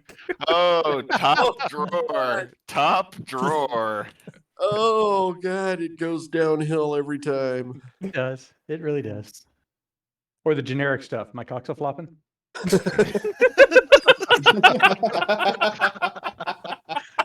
Oh my god! Oh, I never heard that before. That's amazing. That is awesome. I'm stealing that. Fuck. I'm stealing it. Oh god, I pulled a muscle. Hopefully not the wrong one. Oh. It really doesn't matter if I pull that one, to be honest. Wrench is just over there tugging it while we're talking. That's weird. Nothing I can say is going to make this any better, but no, that is not what was happening. No, it didn't make it better. You're right. Didn't make it better. All right, I'm finished downloading already. Super Troopers, so I will be able to watch this thing again because I remember, half of these jokes. But like I said, it's been 2001. That thing came out in 2001. Oh, did it really? Wow. All right, Holy look. crap. It's $5 to look at it, $10 to touch it, $15 to look at it while I touch it, $20 to look at it and you touch it, $25 to touch it while I touch my toes, $50 to touch it while I touch your toes. Let's see how you guys remember all this.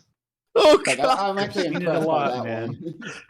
Oh, good. It's such a good movie. Excuse me.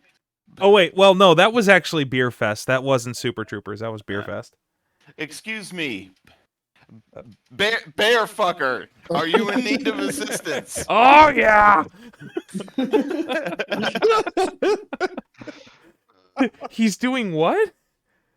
Is he? Is that So that reminds me of my favorite Halloween costume I've ever seen. Was a guy that was wearing normal street clothes, and he had a tin of planters connected to his belt buckle, and he just stood around vaguely gyrating his hips. So that every time somebody asked and came up, what are you supposed to be? Incidentally, this is a British dude. So, people come up and say, what are you supposed to be? And he'd go, oh, don't mind me. I'm just fucking nuts. Oh, God. Oh, God. It's the simple things in life, Right? Mm-hmm.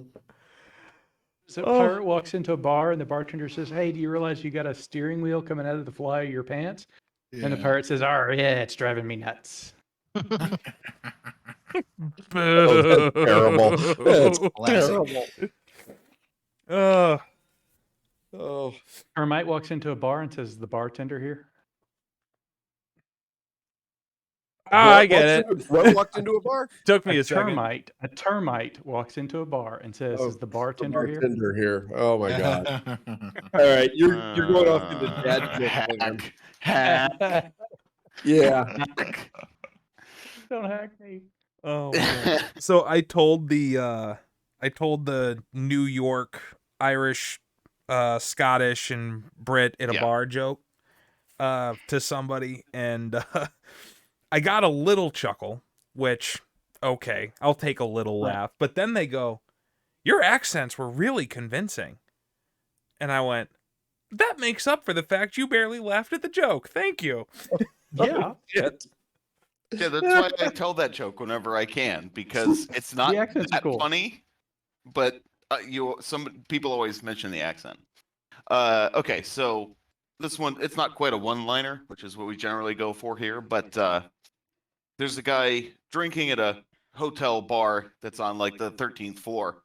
And, this guy says, the guy sitting next to him goes, if you jump out the window, there's this this updraft that goes through the building, and it'll actually push you in the window on the 3rd floor. And then, doesn't hurt you at all. You can just walk right back up and keep drinking.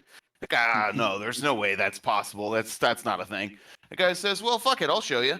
He walks over to the window, opens it up, jumps out, and about 5 minutes later, comes walking out the elevator and says, see, it works every time.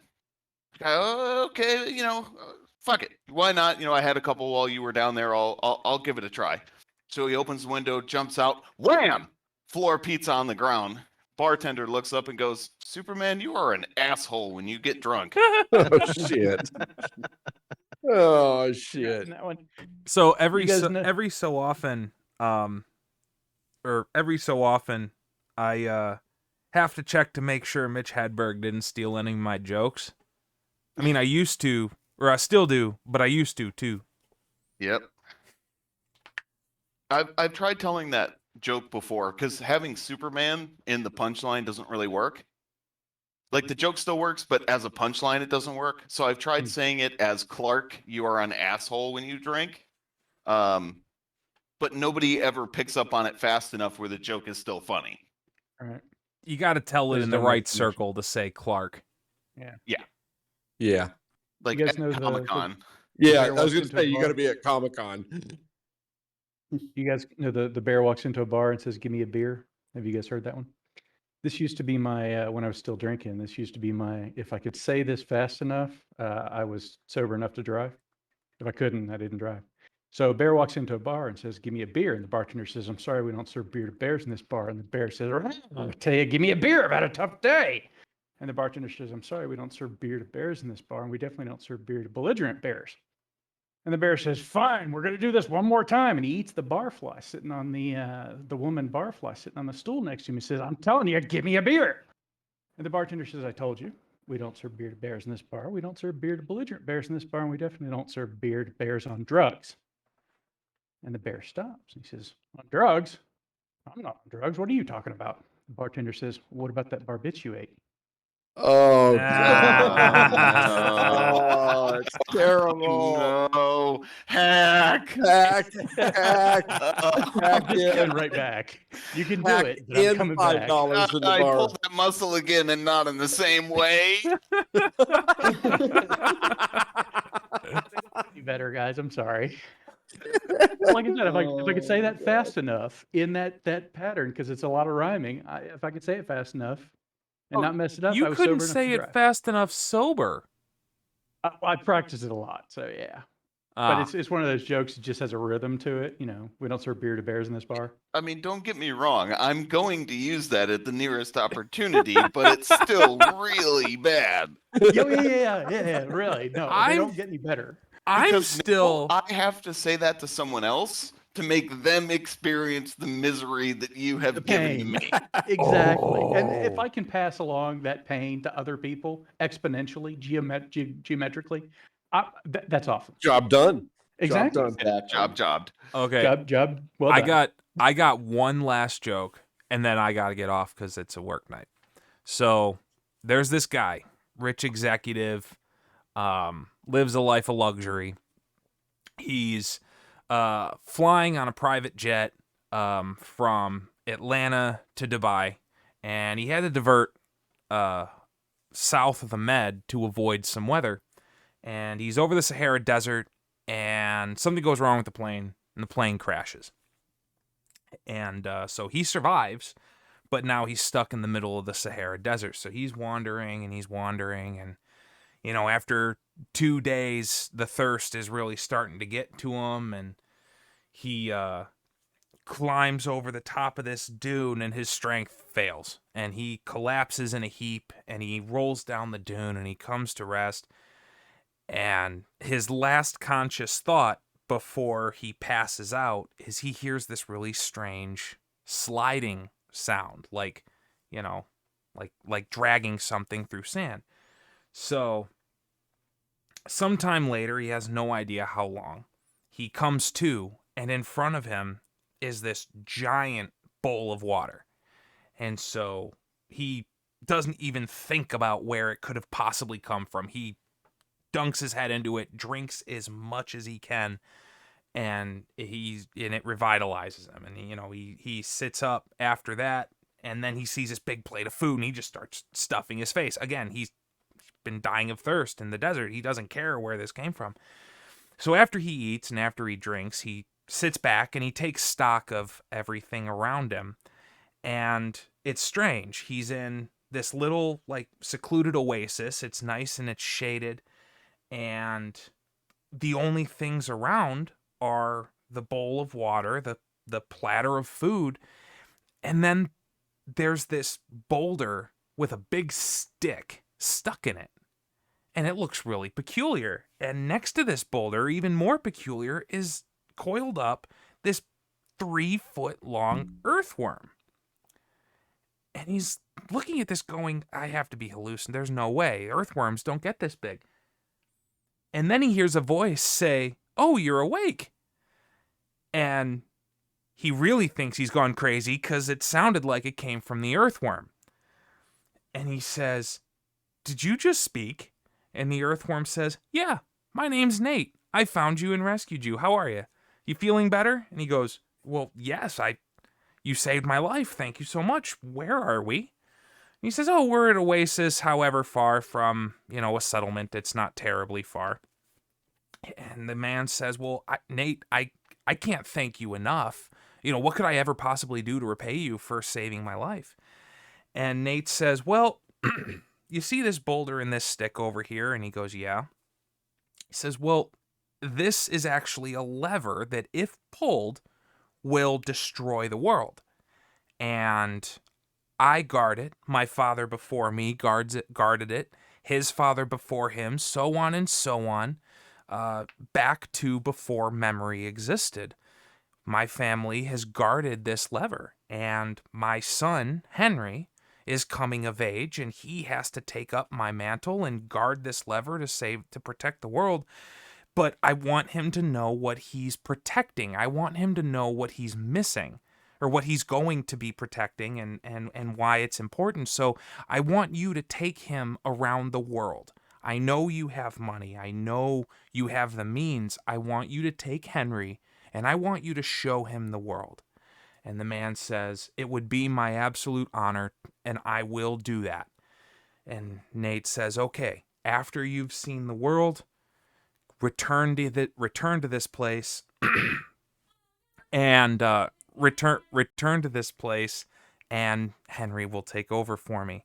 So the man does, true to his word. You know, he and Henry set off for the town. They get back to civilization, and the man takes Henry all over the world. He shows him New York City, at Times Square, the Statue of Liberty. He shows him Big Ben in London. He shows him the Eiffel Tower in Paris, the Great Wall of China, the markets of Marrakesh.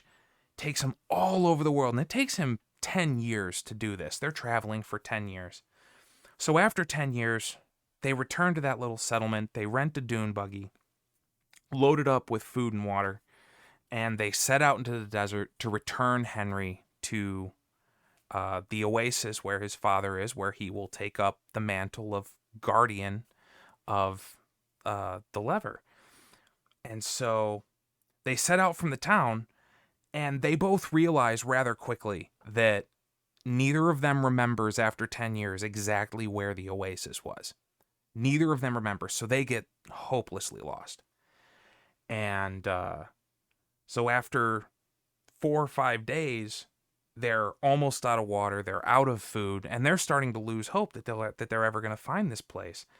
And as they crest a dune, down at the bottom, they see there's the oasis, and there's Nate, right where they left him. So the man starts driving down the dune, but the sand gives way, and he starts sliding quickly, and he can't control it.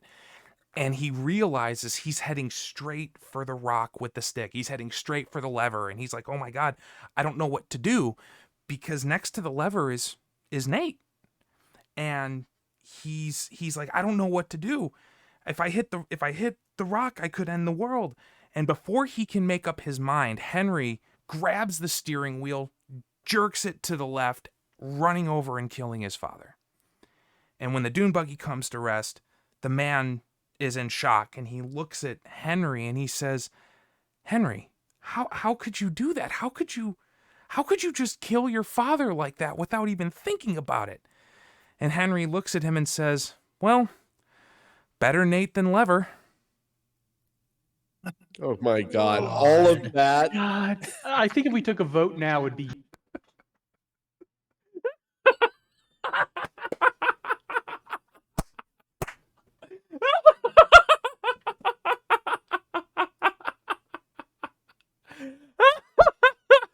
I know Mongo well enough to know what was happening, so I was scrolling Hoggit the entire time he was telling that joke. For the love of God, please tell me we didn't stream that. Oh, yeah. Oh, my God. I loved it. That is the perfect reaction. I'm so happy. Yeah, when Mongo tells a joke that is longer than 10 or 15 seconds of setup, it's going to be bad. It's epically bad. That was epic bad. That was peak bad. That's not even the worst one. Luckily, Mongo can't remember the worst one.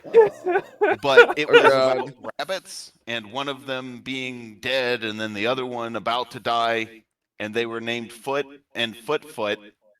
And it takes about 5 minutes to tell the joke, and the punchline is, be careful out there, we already have 1 foot in the grave. So that joke I just told, I once dragged that out into a 30-minute tale. Oh, dude, that would have been epic. Now that would have been epic. Better Nate than Lever.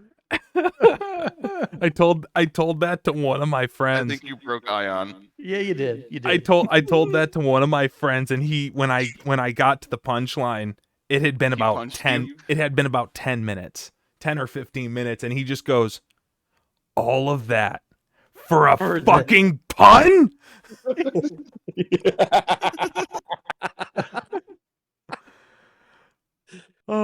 there with the, yeah, that's epic. Epic. Wow. That is a joke I can only get away with once per group of people. I will never get away with that again. Yeah. Well, because I'm listening to this joke and I'm like going, okay, this better be epic. Don't interrupt him. This has got to be epic. Okay, he's still going. This better be really epic. Don't interrupt. Really epic. And then we get there, and I should have interrupted. The tragic letdown at the end, right? It was good. It was good. It's just the joke is how long he can spin it out. I was wondering the whole time. I was like, why Nate for an earthworm? That's such a weird name. I was like, maybe it just doesn't matter. No, And it Henry. mattered. It's just a prosaic name. I mean, Henry, Nate. I need more painkillers and Prozac. That's what I need right now. When I was about halfway through that, I could hear crush my 'em up wife and snort 'em. upstairs. When I was about halfway through that, I could hear my wife upstairs going, "Oh God, not that joke again!" Was she really?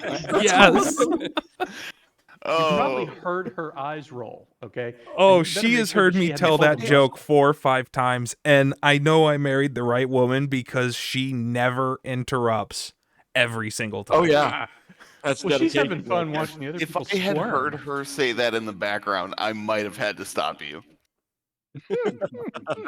Like, just because when I started laughing after hearing her, it would need to be explained.